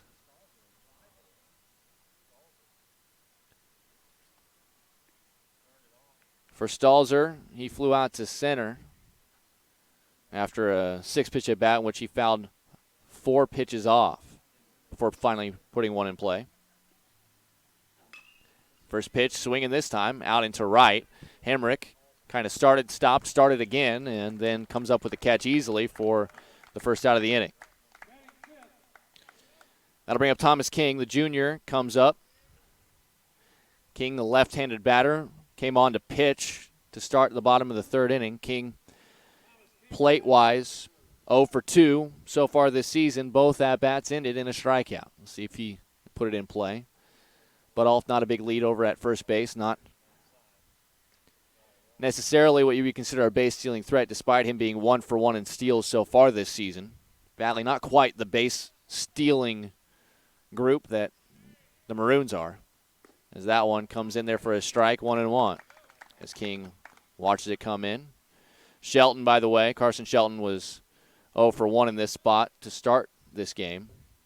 And technically, variance with the rules could re-enter at some point. Don't necessarily see that all the time when a guy is replaced, have him come and re-enter. But with King, you would imagine going back out to pitch at least one more inning of work. Certainly makes sense for him to bat here, still in the first portion of the game. And there's a swing and a miss on a pitch around the letters, and it is 2-2. Not necessarily letters. Valley just has a V on the upper right breast of their uniform with the number on the lower left part of the front of the jersey. McCarger, 2-2. Runner goes. Butoff, that ball in the dirt. Ball 3. And Mullenbach, the catcher, just decides to eat it. I mentioned Butoff not necessarily a base-stealing threat. He says, watch me. And he takes second on a steal. And it's 3-2 to Thomas King. Valley yet to score in this doubleheader. Lost 10-0 in 6 innings. Run rule victory for Dowling in game 1 tonight. And it's 6-0 right now. The 3-2. Outside ball 4. Second walk of the inning, third in the game issued by McCarger, and good at bat there for Thomas King. We'll see if courtesy runner is going to come on, and they will. It will be Ryan Mendez.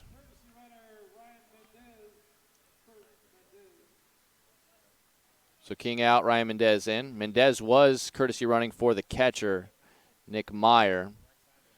All that means is that Mendez cannot now go back and then run for the catcher. But I think the reason we're going to see that is we're going to have a new catcher entering the ball game. Is this pitch outside 1-0 to Nick Hobson.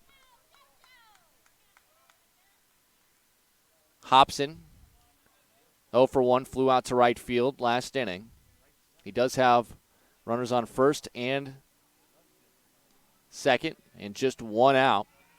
A quick pickoff throw to second base, not in time. It was close again, though. Owen Brock, that's not the first time he snuck behind a runner, and a good pickoff move by McCarter, feeling it, spinning around, pirouetting, and firing a strike, but good work by Butoff to get back in time. 1-0 the count still, and Hobson calls time.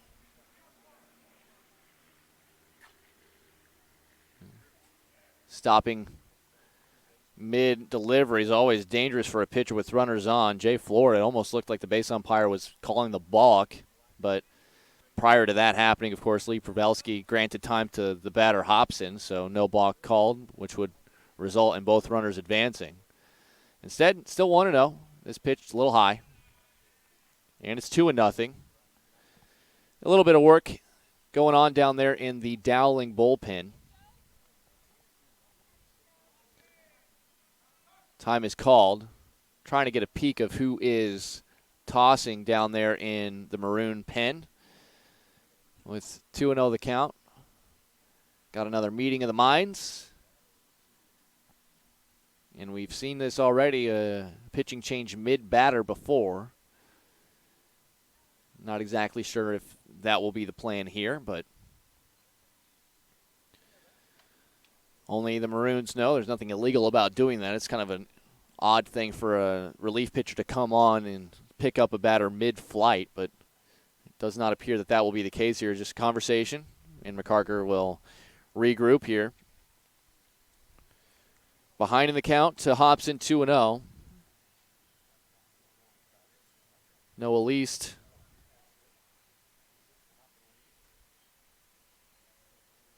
is in the on-deck circle. I was going to ask that question, but Valley had figured it out. We saw Bobby Cobain, another catcher, who came on at about this portion of the game in Game 1 to catch for the sophomore Nick Meyer. And he was in the on-deck circle taking some hacks, but the catcher spot in the order was not due up for another batter. Least eventually does come out here and finds himself in the on-deck circle. But we could expect Cobain to appear either defensively or batting, as his spot is in the hole right now, as big swing and a miss there by Hobson, 2-1. Just throwing strikes here for McCarter is the goal. Try to use his defense, leading 6 runs to none, as that ball got a piece of the elbow of Hobson, and he just stood there stoically and took it like a man, knowing that getting another base runner aboard was in the best interest of his team.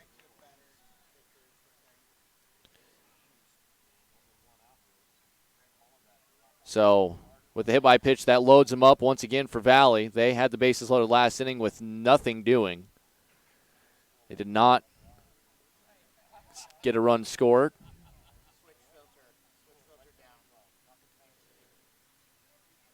So Hobson hit by pitch. That moves Butoff to third. Mendez, the courtesy runner, to second. And Noah Least is the batter with 1 out. And the first pitch fouled back off the screen, and it's 0-1. Least doubled down the left field line first time up.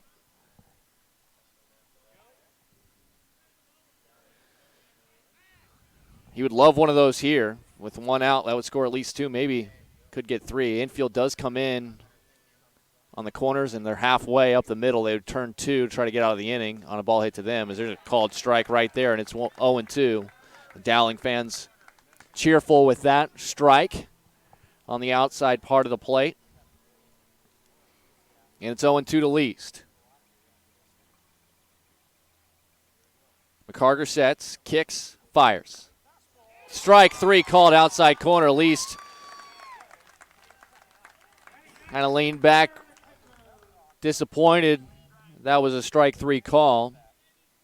That is the first strikeout in relief for McCarter, and it comes at a very crucial time. And now it's up to Bobby Cobain. So as predicted, Cobain comes on as a pinch hitter.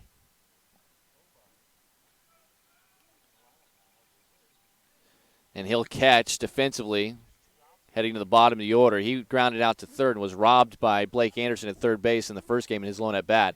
Nearly was hit by that pitch and kind of turns out of the way. 1-0. Nick Meyer did not have an official plate appearance, the starting catcher, in his only appearance at the plate. He was hit by a pitch, and as was Cobain, nearly hit by a pitch there. That pitch clips the outside edge of the outside corner, and it's 1-1. Bases again loaded here. The entire infield here at George Cordaro Field, covered in shadows. This ball hit into the air, right field, ranging over is Hemrick, and he is there, squeezes it, and for the second straight inning, the Tigers load them up and cannot score. We'll head into the bottom of the fourth, halfway home. It's Dowling 6, Valley nothing here on CISN. In a recent spring storm, a freak tornado formed and moved through the north side of Shunkirk Chevy Waukee. Depending on damage, most new vehicles with minor cosmetic imperfections. Affected new Chevys will be sold for thousands below market value, with a limited number of storm-damaged vehicles available. Time is of the essence to take advantage of this opportunity. You get the rebates and discounts. Now take thousands more off storm-damaged vehicles. Limited time savings. Shunkirk Chevy Waukee. WaukeeChevy.com. Why do I look for the seal? It's about trust. Whether I'm buying a car, hiring a contractor, finding a tax preparer, or an honest mechanic, the Better Business Bureau's seal means this business meets high standards. When I see the seal, I know I'll get what I pay for. No more taking chances and no more worries. And I feel good about supporting local businesses. My life is so much easier knowing I can always trust BBB accredited businesses. It pays to look for the seal. See for yourself at bbb.org/Iowa. Another new pitcher here is Tanner Christ. Tanner Christ is going to get his first appearance on the hill. The numbers for Thomas King, 1 inning of work. He gave up 3 hits, 2 runs. Both were earned. Did not issue a walk and had no strikeouts. He threw 20 pitches by my count. 12 were strikes and 8 were balls. Tanner Christ, as mentioned, does not have any varsity appearances this season on the mound. Dowling will send up the top of the order, so it will be a challenging group of batters for Christ to face to get welcome to the varsity clan of pitchers. But again, down by 6 runs, just need some guys to eat some innings, try to keep the game close as possible. Down by 6 runs, certainly not as close as you would like, especially having stranded 6 runners on base if you're Valley, over the last 2 innings. Bases loaded both the third and fourth, and nothing crossed the plate. And you do have to give credit to Joe McCarger, who worked out of both jams himself. So, first pitch called a ball. And the second pitch is flared out into right at Casey Stelzer, who makes the catch on a line. Home plate umpire Lee Probelski was hearing it once again after that ball one call from the Valley dugout. And he immediately said there's a verbal warning, balls and strikes. I mean, that's just a no-no for umpires generally in any level of baseball, even in the major leagues. Talk about balls and strikes, it basically is you're not going to get much from the umpire other than either a warning or in the major leagues, of course, you see those ejections and the managers coming out and stirring it up, but this is certainly not that. You don't like to ever see any of that in the high school level. So that's in the dirt. 1-1 the count. Hank Hemrick is the batter, 1 out, nobody on base. Hank Hemrick 0 for 2. Struck out swinging in the first and flew out to left field in the second. Those both were against Stelzer, the starting pitcher for today's game 2, the second game of our doubleheader. Christ fires up, loads up, comes in with the ball, up and away, 2-1. 1 out, and the base is empty here for Hemrick, the lefty, who did hit a home run in game 1, and he takes this one well outside, 3-1. Bobby Cobain did come in to catch, as noted, after he pinch hit last half inning. As this pitch in the dirt, ball 4. So Hemrick does reach via the base on balls. First walk issued by Tanner Christ. And Adam Brauch, who struck out looking twice against Stelzer, comes up, looking to get on for the first time in this one. It's been the middle and lower part of the order that's done the damage so far, as there's a foul tip into the mitt of Cobain, 0-1. Certainly cooled down. It was feeling closer to 80 degrees here once the sun popped out, and now that all of the stands and large chunk of the field outside of maybe center and left field, as the runner goes, that one in the dirt. Cobain up and throwing those, close play, but not in time. Hemrick with the steal. Stolen base number 3 on the night for him, and he is now 12 for 12 in steals this season. So it's 1-1 to Brauch. You see the left fielder Least and Whitcomb in center for Valley. They have their gloves up over their eyes, trying to shade that intense sun, as there's a called strike here to Brauch, 1-2. Other than that, nobody else really dealing with the sunlight at this point. And in the shade, I mean, we're talking maybe high 60s, right around 70 degrees. It is perfect out here for baseball. This is a rope over the head of the second baseman, Hobson, and that into the gap. Rounding third on his way home is Hemrick. The throw is just going to come back into the infield, no throw home. Brauch gets credit for an RBI single off Christ.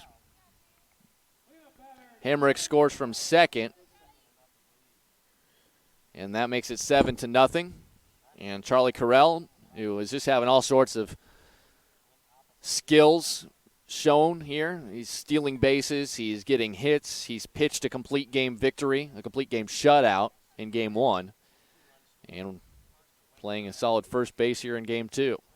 With one out, runner at first. Christ first pitch to Carell is in the dirt.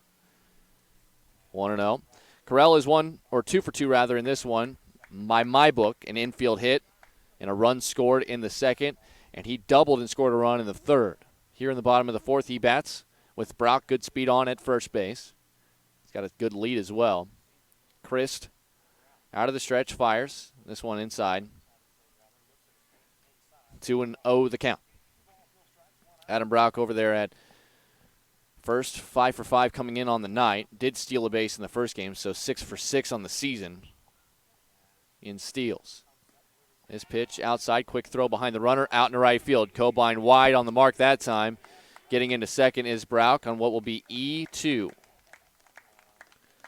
So it's the third error in the book for me against the Tigers. Head coach Ryan Cooley and his staff certainly are going to be talking about just cleaning some of this stuff up moving forward.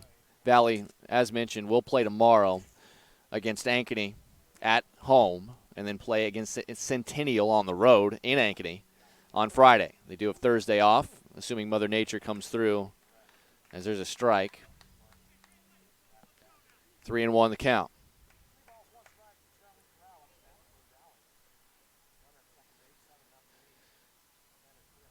For Christ. Long set and fires. This one fouled straight back. And the count goes full, 3-2. 4 in the second, 2 in the third, 1 so far in the fourth for the Maroons. As mentioned, looking to try to get the sweep today over their West Des Moines rival and improve to 7-1 so far this season. They were ranked 7th preseason by the Iowa High School Coaches Association, and that is the only ranking we've seen so far. They usually do every couple of weeks. As late emergency swing, and Carell able to somehow get the end of the bat on that to stay alive.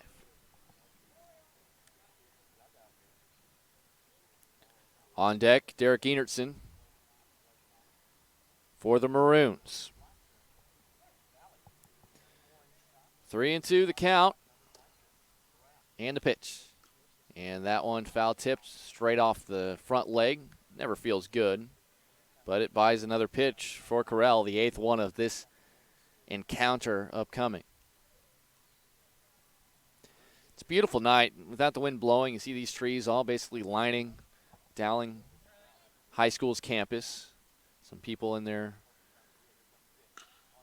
This one hit hard out in the center. Whitcomb there. Didn't have to move much and is able to quickly get it back in. So hang with him there for Corral. That was hit on the screws, but just an out. And with 2 away, that'll bring up Enertson, who is got no official plate appearance at all in this game. A couple of sacrifice bunts that were successful. He did reach on the first of which because of a throwing error, and he would come around and score.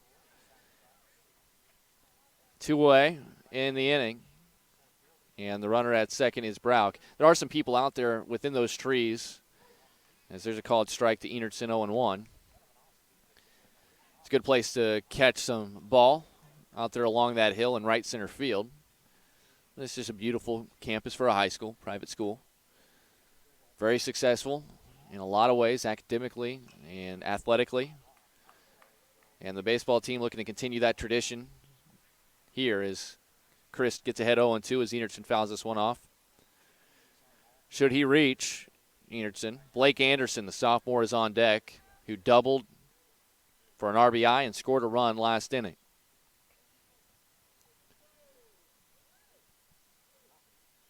And enough dancing going on out there at second base by Adam Brauch that Chris is just going to step off. He's trying to get through one full inning here, and this pitch well high. It's 1-2.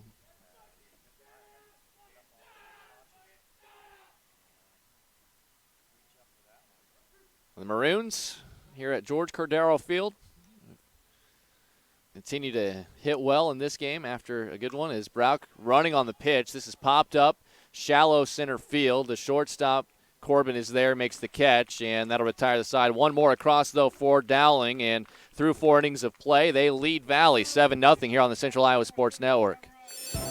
We might not always know what the day will bring, but some things are certain. The sun will rise, and your lights will go on. That's because at MidAmerican Energy, we're obsessively, relentlessly committed to providing you energy when and where you need it, to connecting with you and keeping our communities safe and strong. Because the most important thing we put our energy into is you. We're obsessively, relentlessly at your service. Here's to everyone who believes in competition and good sportsmanship, who knows it's not about the trophies or the medals, but rather the lessons learned. For those who understand, it's not whether you win or lose, just that you give your best. So go ahead, lace them up, take the field, have fun, and play. For the experience, for the memories, for the love of the game. Shields.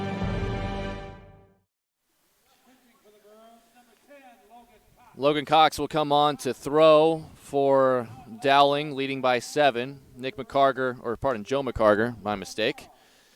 1 2/3 innings of work. He did not allow a hit, but he did walk 3 and hit another batter. No runs, of course, scoring. He struck out 1, throwing 32 pitches. So he, too, will be available Thursday.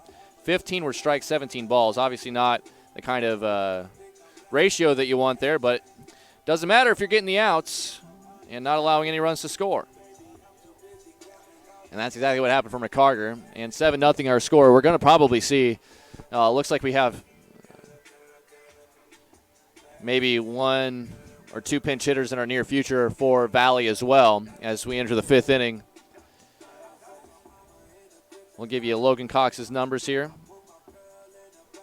For Cox this season, 1 game in which he started on the hill. He's 1-0. 4 innings of work in that one. Did not allow a run. A whip of just 1, which is very strong. Opponents hitting just 176 against him. He walked 1, hit a batter, but struck out 5. So certainly a very useful arm as a part of this Maroon bullpen. But maybe most importantly here, the way that they're piecing this together, Nianti Gerke and Joe McCarger both, if needed, would be available on Thursday's doubleheader, which is scheduled against Southeast Polk on the road. As we're at the top of the order, and Alex Whitcomb fouls the first pitch he sees off from Cox, 0-1. Did not note any other changes for Dowling defensively as the lights are starting to come on and be of use as the entire field is now in the shadows. All of the fielders, including in left and center, which were the last places to get out of the sun, they are all in those shadows. So it's 1-1 here to Whitcomb, who's 0 for 2. lined out hard to left field in the first and flew out to deep center. And Whitcomb got ticked, looked back. Home plate umpire Lee Probelski says, go ahead and take your base. Whitcomb down 7, I think might have been lobbying that he was not hit so he could have his at-bat, but he'll take first, and he's there. And Caleb Corbin comes to the plate with a runner on and nobody out. Corbin, 1 for 1, singled in the first, was eventually caught stealing as he fouls this out of play, 0-1. Corbin also drew a walk before being erased on a fielder's choice. Valley, by my scorebook, just 2 hits, one of which came for Corbin back in the first.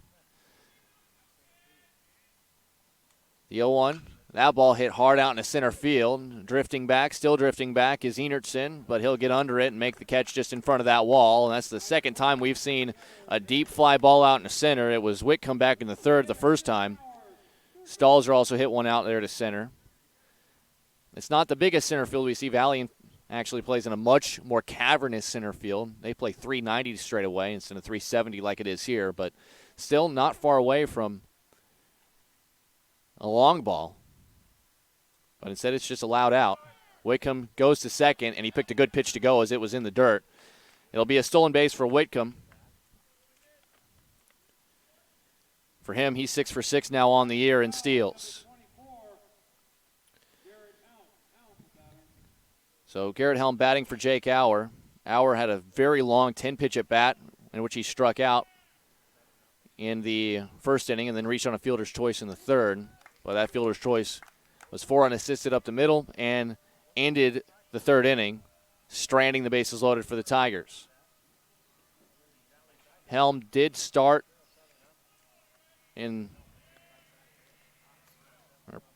swing and a miss here. It's 1-2. My mistake. Helm was a pinch runner, did not start in the first game. It's his first at-bat of this doubleheader. He's 1 for 7, does have 3 RBIs, though, on the year. 1-2 the count to him here, however, as Logan Cox kicks and fires. This is a little nubber in front of the plate. Fielded. Cox looks at third, has no play, goes to first to get the sure out. It's wisely done. 1-3 the ground out as Helm is retired. And that'll bring up Nick Butoff. Going to third was Whitcomb on the ground out. And Butoff 0 for 1. Struck out swinging in the second, drew a walk, stole a base in the fourth. Valley just wanting to score a run, just get on the scoreboard here. Cox in the dirt. Good stop by Mullenbach behind home plate, 1-0.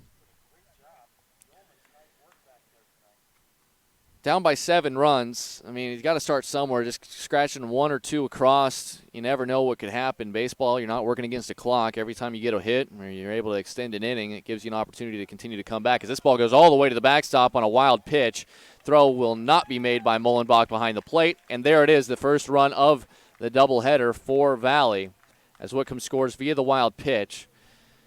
He did not have to even get a hit here. A hit by pitch to Whitcomb. He stole second, moved to third on a ground out, and then scored on the wild pitch. Some more small ball being shown here by these two teams, and Valley will take whatever they can get run scoring wise. As there's a strike. I believe 2-1 the count, and it is 2-1.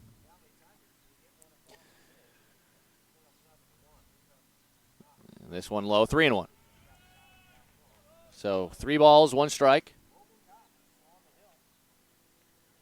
2 outs, and the base is empty now for the Tigers. But they at least have gotten on the scoreboard. Butoff slaps it foul right side, and the count is full, 3-2.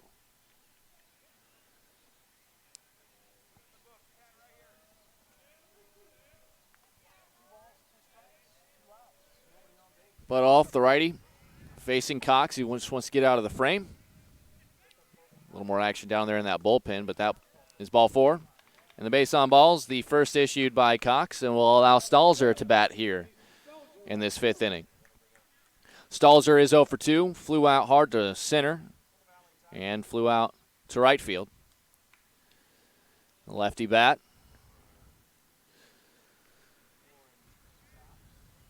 Charlie Carell will hold the runner on with 2 away. Up by 6. 7-1 in favor of Dowling in game 2. Looking for the sweep as there's a strike on the outside corner, 0-1. You can get out of this inning. Little damage left done by the Tigers. Cox might be recruited for one more inning of work. As it's 1-1 as that pitch misses low to Stelzer. All this is important because of a scheduling issue. These 2 games were supposed to be played yesterday. The rain out pushed them to today, which means, at least on the schedule that we know, Dowling would play 3 consecutive days, 3 consecutive doubleheaders. And with pitch count rules in effect, that obviously will put a strain on your ball club. But Jake Steingraber is warming up if needed. This is fielded by Adam Brock at second. He'll throw over to first in time, and that'll retire the side. We might see another inning of Cox, and that might be all that you need if you're Dowling. But every pitcher we've seen so far will be eligible to pitch on the 3rd of these 3 straight days of play. We'll get you any changes that we see coming up as we head to the bottom of the 5th. It is 7-1 in favor of Dowling on CISN. Hi, Ron here, head coach of Westside Auto Pros. When your car's on the injured reserve, you want to get it back in the game as soon as possible. I know that. That's why you need to bring it here to Westside Auto Pros. I have a team of experts that can fix almost every automotive injury. Whether it's a fractured joint, a brake, or if your car just got its bell rung, no problem. We can even do a complete physical on your car to make sure it's game ready for the entire season. So bring your car to Westside Auto Pros and we'll get it back in the starting lineup in no time. Hey, you guys are dogging it back here. Let's move it, move it, move it.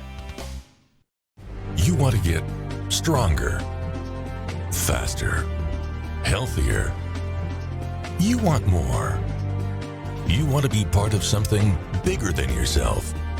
A place for people of all ages, all walks of life, that provides opportunities for all to succeed. We do that. We're the why. Build more than muscle. Build a stronger community. It is still going to be Tanner Christ on the hill to face Blake Anderson, Mac Anderson, Owen Brock. Those are the 3 scheduled batters here in this bottom of the 5th for 7th-ranked Dowling. The only change, Garrett Helm stays in the game. He pinch hit for Jake Auer, and then he comes in for him defensively to play third base. Valley did score a run. That got him off the schneid. They had not scored in the first game, and to that point, through 4 innings of the second game. But now it is 7-1.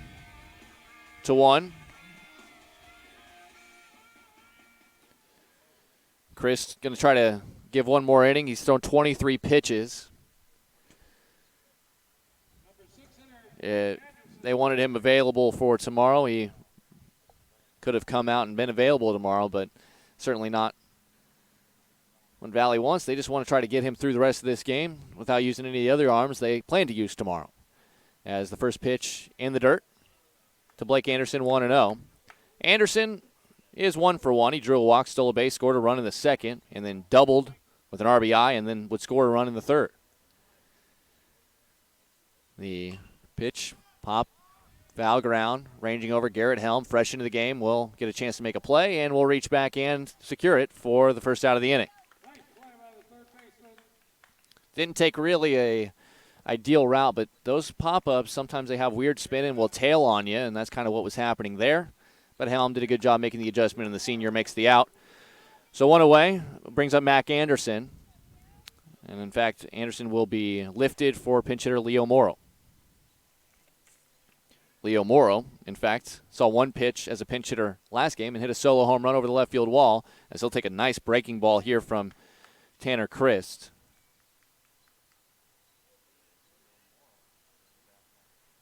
So Morrow, the senior, batting for the junior Mac Anderson, who was 0 for 2 with a strikeout and a flyout. Quickly 0 and 2. And if you're Valley and Tanner Christ, just keep pounding that strike zone. Allow your defense to try to help get you some outs and be efficient with it. Saw Charlie Correll do every bit of that in his complete game shutout win through 6 innings of work, as that one well off the plate, 1 and 2. Dowling certainly thankful for Correll's outing, saving arms, a plethora of arms, potentially. Corral will not be eligible to pitch until next Monday, at least with the way the schedule lines up. If there is some weather snafu, as there's a nice breaker again. Strike three swinging for Chris, his first strikeout of the varsity level this year. And Owen Brock now will bat with 2 outs and nobody on. He's 2 for 2, an RBI double and a run scored in the second, and an RBI single in the third.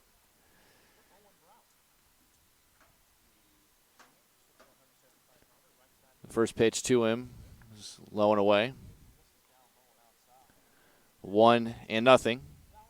Logan Cox is on deck, having taken over in that pitcher spot, which was started by Nianti Gerke. Is this a ground ball? Left side, long run, sliding play made by Corbin, long throw. Oh, it's in time! Jay Flora, the first base umpire, looked bang, bang either way, but rewarded Corbin for a nice sliding play deep in the hole. Great throw as well, and we're through 5. 7-1 our score. Dowling still comfortably in the lead here on CISN. Central Bank, proud to be a long-standing Iowa tradition. Founded in 1887 in Storm Lake, we've grown over the years from that one location to a bank serving northwest and central Iowa, employing more than 200 people in the region. Being here and being from here, it makes Central Bankers unique in the banking world. Decisions are made here. Investments of our time and resources are made here. For us, banking is still about people. Our reverence for community and hard work speaks to a proud Iowa heritage. Our passion for small business to bold new directions forward for our bank and the Iowans we serve. Thank you for your support of Central Bank. Let's keep it going. Let's plan together. Let's execute for Iowa's small business, agricultural, and individual banking customers. Central Bank is ready to make it happen. Member FDIC. Logan Cox out for another inning of work. Threw 19 pitches in his first relief inning. This would be the only inning they would need from him they would need 2 more innings from him. My mistake. Tanner Christ is the batter.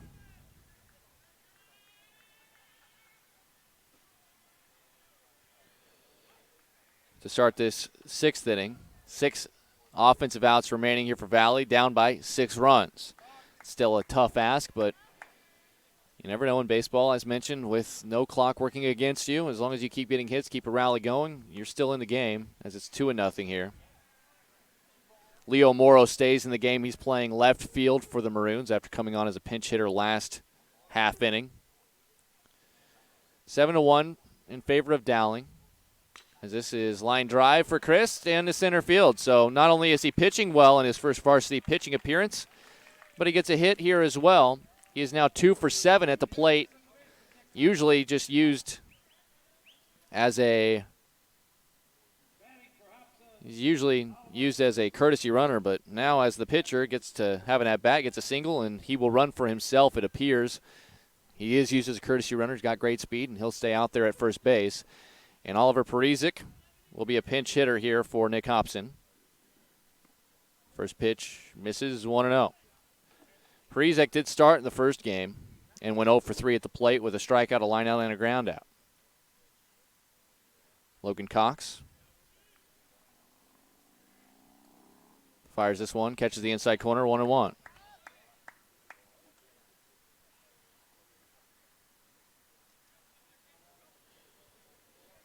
Parizek hitting for Hobson, who was 0 for 1.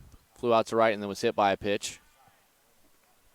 So it's 2-1 here from Cox.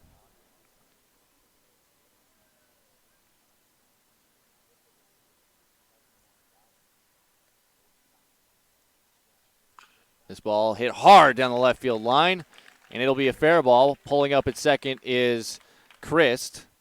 Give Parizek a single. That ball hit strongly. And Noah Least will bat with runners on first and second and nobody out. So what you like to see here for Valley is just the never give up attitude.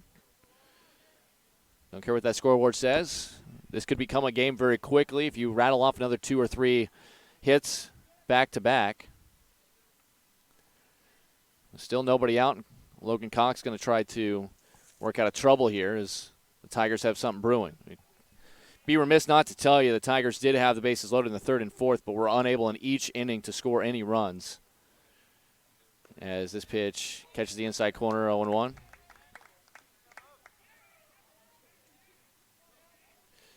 Least is 1 for 2, doubled into left field first time up in the third, and then struck out looking in the fourth inning. Now ball in the dirt, gets away. Both runners take off. Didn't get a great jump, and not quite in time. The throw was there, but a good slide. Blake Anderson couldn't quite apply the tag in time as Chris dove in. It'll go down in the book as wild pitch. It wasn't a great jump for either of the runners, and the ball actually led Mullenbach toward third base. He made an accurate throw, but Anderson caught it, then had to kind of turn all the way around to try to apply the tag, which allowed Chris some time to get to the back end of third base. And that makes it a ducks on the pond scenario with runners on second and third. And after that foul ball, Least is behind in the count. It is 1-2 to him. The number 8 hitter with Bobby Cobain scheduled up.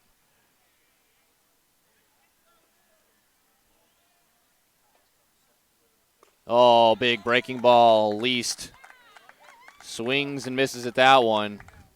That was a beautiful looking pitch there. Time is called. Going to potentially get a change here, and we will get some changes. We'll go ahead and we'll take a timeout. When we come back, we'll try to figure it all out for you right after this. Dowling still with a 7-1 lead here in the 6th inning on CISN. In a recent spring storm, a freak tornado formed and moved through the north side of Shunkirk Chevy Waukee. Depending on damage, most new vehicles with minor cosmetic imperfections. Affected new Chevys will be sold for thousands below market value with a limited number of storm-damaged vehicles available. Time is of the essence to take advantage of this opportunity. You get the rebates and discounts. Now take thousands more off storm-damaged vehicles. Limited time savings. Shunkirk Chevy Waukee. WaukeeChevy.com. Why do I look for the seal? It's about trust. Whether I'm buying a car, hiring a contractor, finding a tax preparer, or an honest mechanic, the Better Business Bureau seal means this business meets high standards. When I see the seal, I know I'll get what I pay for. No more taking chances and no more worries. And I feel good about supporting local businesses. My life is so much easier knowing I can always trust BBB accredited businesses. It pays to look for the seal. See for yourself at bbb.org/Iowa. Logan Cox lifted. It'll be the third baseman, Blake Anderson, who moves over, and he'll pitch. We'll get to his numbers momentarily. Cox will be responsible still for the runners on second and third. That is Parizek and Tanner Christ. Logan Cox, 1 1/3 innings of work, 2 hits allowed, a walk, and a strikeout. To this point, just 1 run across against him, but as mentioned, we can't close the book fully until we see these other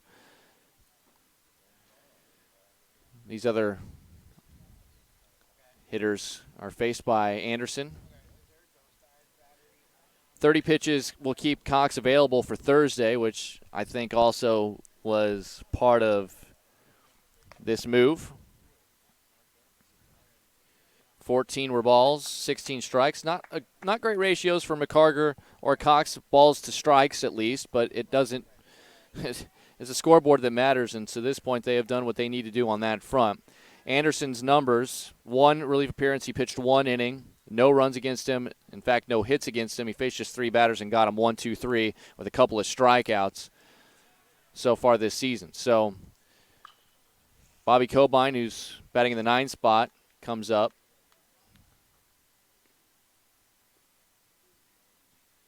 Fouls the first pitch off 0-1. Chris, great speed on at third. Another runner at second is Parizek. A base hit could very well score both of those runners and make this a 7-3 game and certainly make it more interesting. There's a strike outside corner, and it's 0-2. Cobain 0-for-1, flew out to right field in his first at-bat. He eventually pinch hit for the starting catcher, Nick Meyer, who was hit by a pitch in his lone plate appearance. The 0-2 from Anderson, way high, all the way to the backstop. Chris is going to try to score. Mullenbach's throw is not going to be in time. And it'll be 7-2 after what will be a wild pitch. Prezek takes third base. 1-2 the count now. And still a runner on third base. Cobain would love to get on as the top of this order rolling around. Face the young Blake Anderson. Big swing and a miss. Nice off-speed pitch delivered by Blake Anderson for strikeout number 1 for him. And that's the second out. Alex Whitcomb is 0 for 2. But he was score last inning. He was hit by a pitch, stole a base, moved over to third on a ground out, and then scored on a wild pitch. That's the first pitch well outside, a little high. We want to know. Whitcomb also is lined out to left and flown out to center.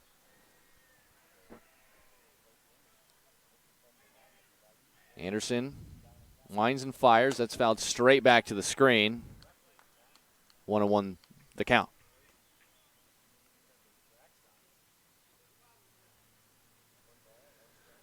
The Dowling defense been pretty sure-handed. Did, by my book, commit one error in game 1. Have not done so yet here in this one, as that's 1-2. The count, and that's what you want as a pitcher. You want to be able to pitch to your defense. Keeps you effective, and all 3 pitchers to this point that we've seen for Dowling will be available on Thursday if needed.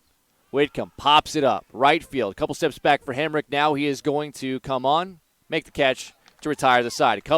One more run, will score. A runner is stranded. We're through 5.5. Dowling will look to tack on some more in the bottom of the 6th, still leading 7-2 over Valley here on CISN. We might not always know what the day will bring, but some things are certain. The sun will rise and your lights will go on. That's because at MidAmerican Energy, we're obsessively, relentlessly committed to providing you energy when and where you need it, to connecting with you and keeping our communities safe and strong. Because the most important thing we put our energy into is you. We're obsessively, relentlessly at your service. Here's to everyone who believes in competition and good sportsmanship, who knows it's not about the trophies or the medals, but rather the lessons learned. For those who understand, it's not whether you win or lose, just that you give your best. So go ahead, lace them up, take the field, have fun, and play. For the experience, for the memories, for the love of the game. Shields. Noah East is the new pitcher for Valley. Least replaces Tanner Christ, who went 2 innings of work, 1 hit, 1 run. It was earned with 1 walk, 1 strikeout, 31 pitches, 18 strikes, and 13 balls. And he'll be available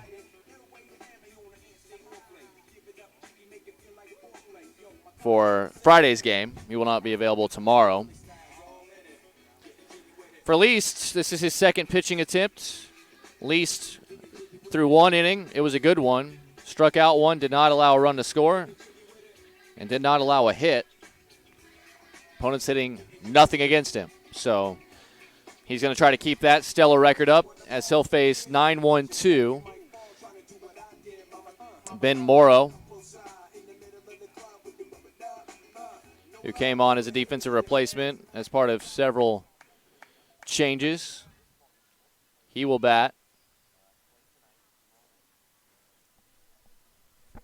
Morrow on the season, 1 for 3 with an RBI.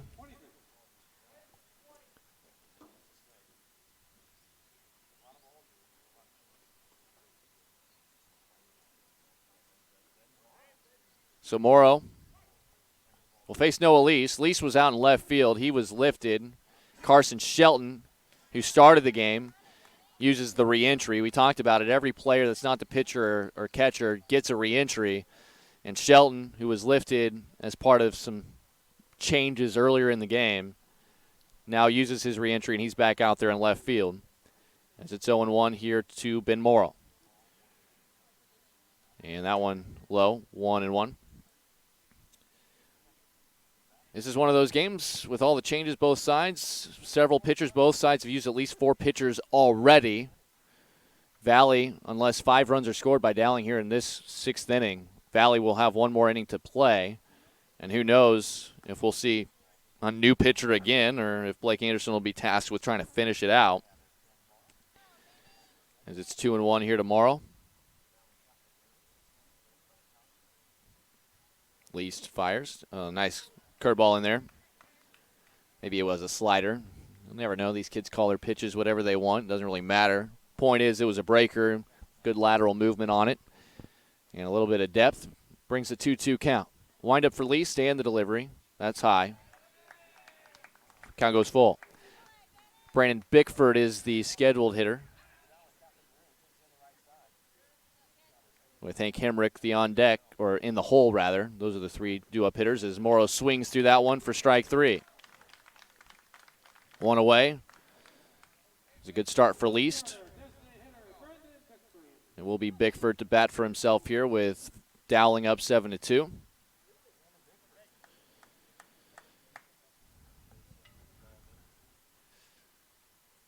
With 1 away and the base is empty, bottom of the 6th. First pitch to him. In there for a strike. 0-1. Bickford 1 for 3. Flew out to center in the first, an infield hit in the second, which also resulted in an RBI, and he stole a bag. Back in the 4th, he lined out hard to Casey Stelzer in right field. 1-1 the count as that one was outside. The right-hander Least. Working against the right-handed bat of Bickford. Chopper, left side, fielded cleanly by Helm. Throw across the diamond is wide of the mark. Bickford will take a wide turn. He'll head to second. He'll get there without a throw. It'll be E5. And for me, that is 4 errors defensively for Valley. Our scoreboard here has 5. The official numbers are going to be tallied by each respective team, and you can see those yourself at quickstatsiowa.com. That's QUIK statsiowa.com. The teams put in their own stats. They are in charge of all that. As Hemrick comes to the plate with the runner on first and just 1 out. That pitch inside nearly hit Hemrick, but missed. 1-0.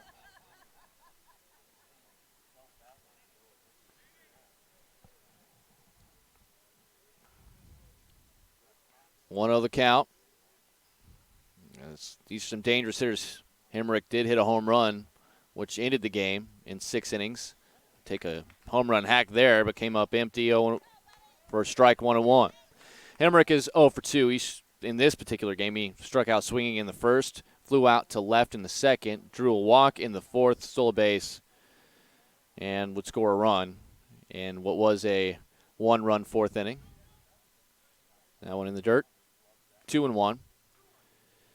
4 in the second, 2 in the third, 1 in the 4th for Dowling as they look for the sweep. Valley did score 1 in the 5th and 1 in the 6th. Least out of the stretch, 2-1 delivery to the lefty Hemrick. Hit in the air. Center fielder Wickham kind of ranging, makes the catch, and will fire it back in. No advancement by the runner. 2 outs, and that'll bring up Adam Brauk. Brauk 1 for 3, a couple of looking strikeouts against starter Casey Stelzer in the 1st and 2nd, and then had an RBI single in the right field in the 4th.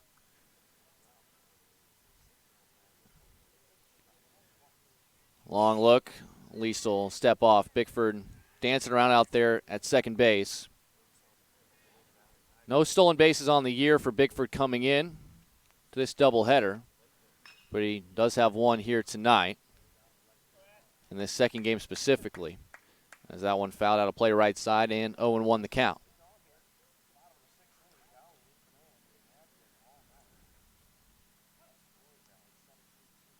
Two away, Bickford at second. Least trying to work through a scoreless 6th here. That one well outside. Snagged backhand by Cobain behind home plate. 1-1. There were a couple of arms tossing in the Dowling bullpen. Blake Anderson got the last 2 outs of the 6. We'll see if he is asked to come out and get a couple more outs. A few more outs, I should say, in the 7th to try to finish the game out.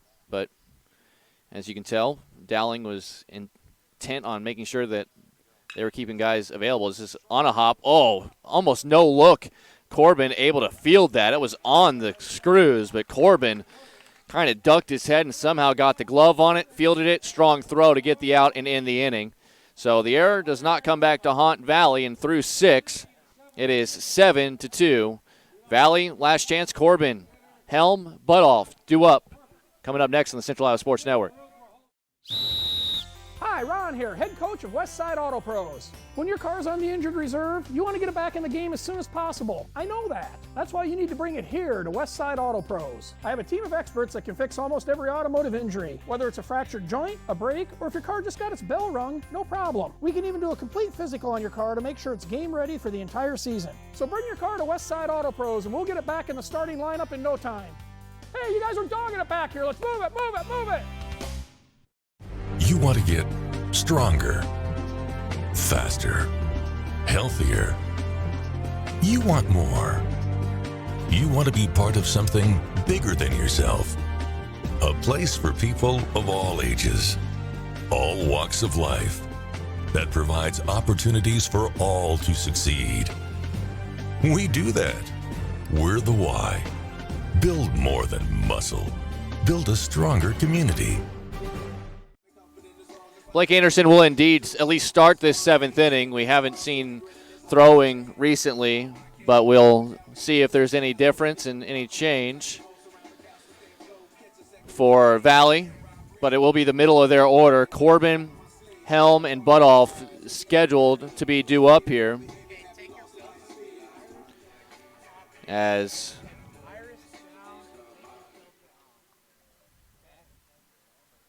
Caleb Corbin comes up. He is 1 for 2, singled in the 1st, walked in the 3rd, flew out to center in the 5th.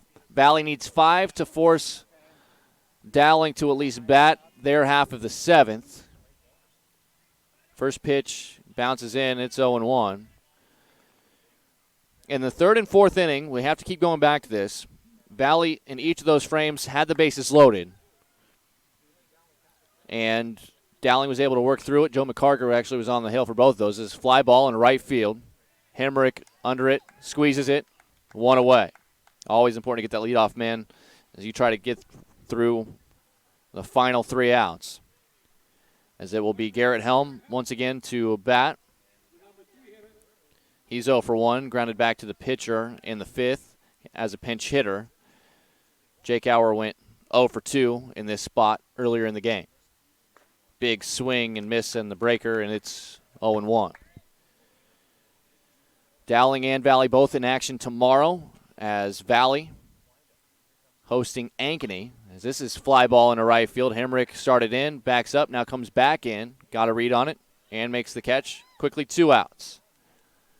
And that'll bring up Nick Butoff. So Butoff, the last chance here for Valley here in the top of their 7th inning against Anderson, who's going to try to make quick work of the Tigers here. And takes a strike 0-1. We talked about Blake Anderson in the future. He's not just a sophomore. Has shown his ability to hit. He can hit extra base hits as well. A good runner. Great at third base. And now he's showing off the fact that, yeah, by the way, he can be used as a pitcher at the varsity level as well. It's pretty impressive stuff here from a young sophomore who's going to be an important piece to a team that has high hopes to go deep this season and potentially even get themselves to the state tournament. He's 1 strike away now as Nick Butoff, who's 0 for 1 with 2 walks, has a 1-2 count against him. Anderson winds, fires, swing and a miss, strike 3. 2nd strikeout in relief for Anderson, and that'll be the ball game. Anderson, excellent work. It's the final 5 outs and a 7-2 final. in game number 2.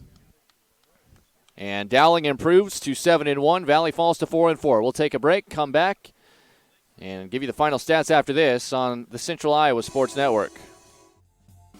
Central Bank, proud to be a long-standing Iowa tradition.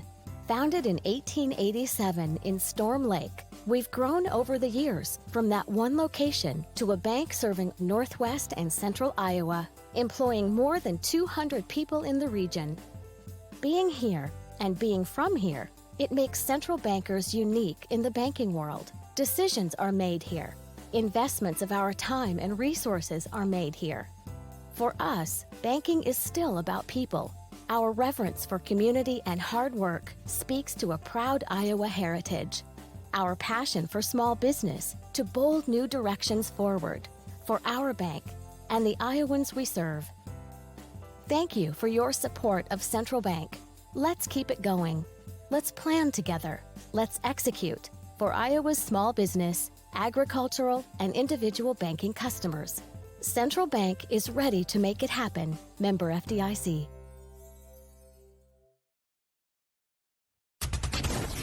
In a recent spring storm, a freak tornado formed and moved through the north side of Shunkirk Chevy Waukee. Depending on damage, most new vehicles with minor cosmetic imperfections. Affected new Chevys will be sold for thousands below market value, with a limited number of storm-damaged vehicles available. Time is of the essence to take advantage of this opportunity. You get the rebates and discounts. Now take thousands more off storm-damaged vehicles. Limited time savings. Shunkirk Chevy Waukee. WaukeeChevy.com. Why do I look for the seal? It's about trust. Whether I'm buying a car, hiring a contractor, finding a tax preparer, or an honest mechanic, the Better Business Bureau seal means this business meets high standards. When I see the seal, I know I'll get what I pay for. No more taking chances and no more worries. And I feel good about supporting local businesses. My life is so much easier knowing I can always trust BBB accredited businesses. It pays to look for the seal. See for yourself at bbb.org/Iowa. We might not always know what the day will bring, but some things are certain. The sun will rise and your lights will go on.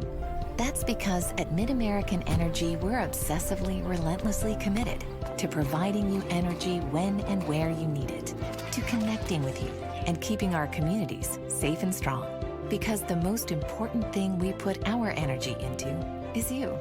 We're obsessively, relentlessly at your service.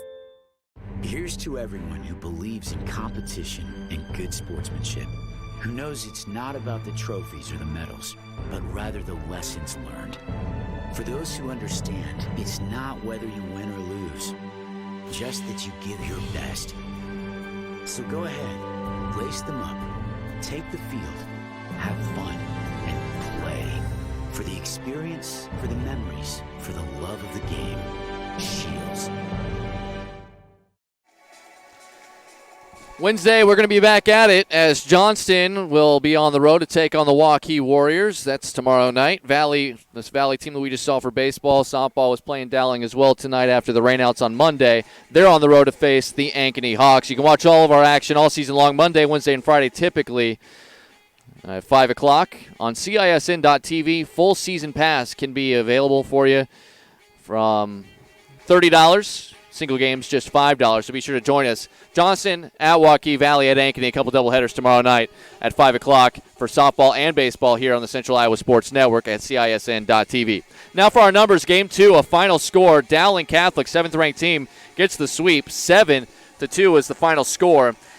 Dowling scored their 7 runs on 8 hits, no defensive errors, 5 were left on base. Valley, 2 runs on 4 hits. They committed 4 errors defensively, and they left 8 on base. Neanthi Gerke picked up the win on the hill. 2-0 his record. Casey Stelzer 1-1 now his record after picking up the loss. Game time 2 hours and 1 minute. For Valley offensively, Alex Whitcomb went 0 for 3 with a run scored. Caleb Corbin 1 for 3 with a walk. Jake Auer 0 for 2. Garrett Helm came into that spot and went 0 for 2 as well. Nick Butoff went 0 for 2 with 2 walks. Casey Stelzer went 0 for 3. Carson Shelton went 0 for 1. Thomas King drew a walk in his only plate appearance. Ryan Mendez was a courtesy runner, did not bat. Tanner Christ did bat. He went 1 for 1 and scored a run. Nick Hobson in the 7-hole went 0 for 1 with a hit by pitch. Oliver Prezek 1 for 1 with a single in his pinch hit appearance. Noah Least in the 8 slot went 1 for 3.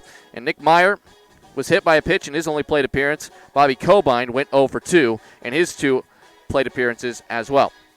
Pitching-wise for Valley, Casey Stelzer got the start, 2 innings of work, 4 hits, 4 runs, 3 were earned with 1 walk and 4 strikeouts. He threw 53 pitches, 30 strikes, 23 balls. He should be available Friday for the games against Ankeny Centennial for the Valley Tigers. Thomas King in relief pitched 1 inning of work, 3 hits, 2 runs. They were earned with no walks, no strikeouts. He only threw 20 pitches, though, 12 strikes, 8 balls. Theoretically, he'd be available for tomorrow's action against Ankeny.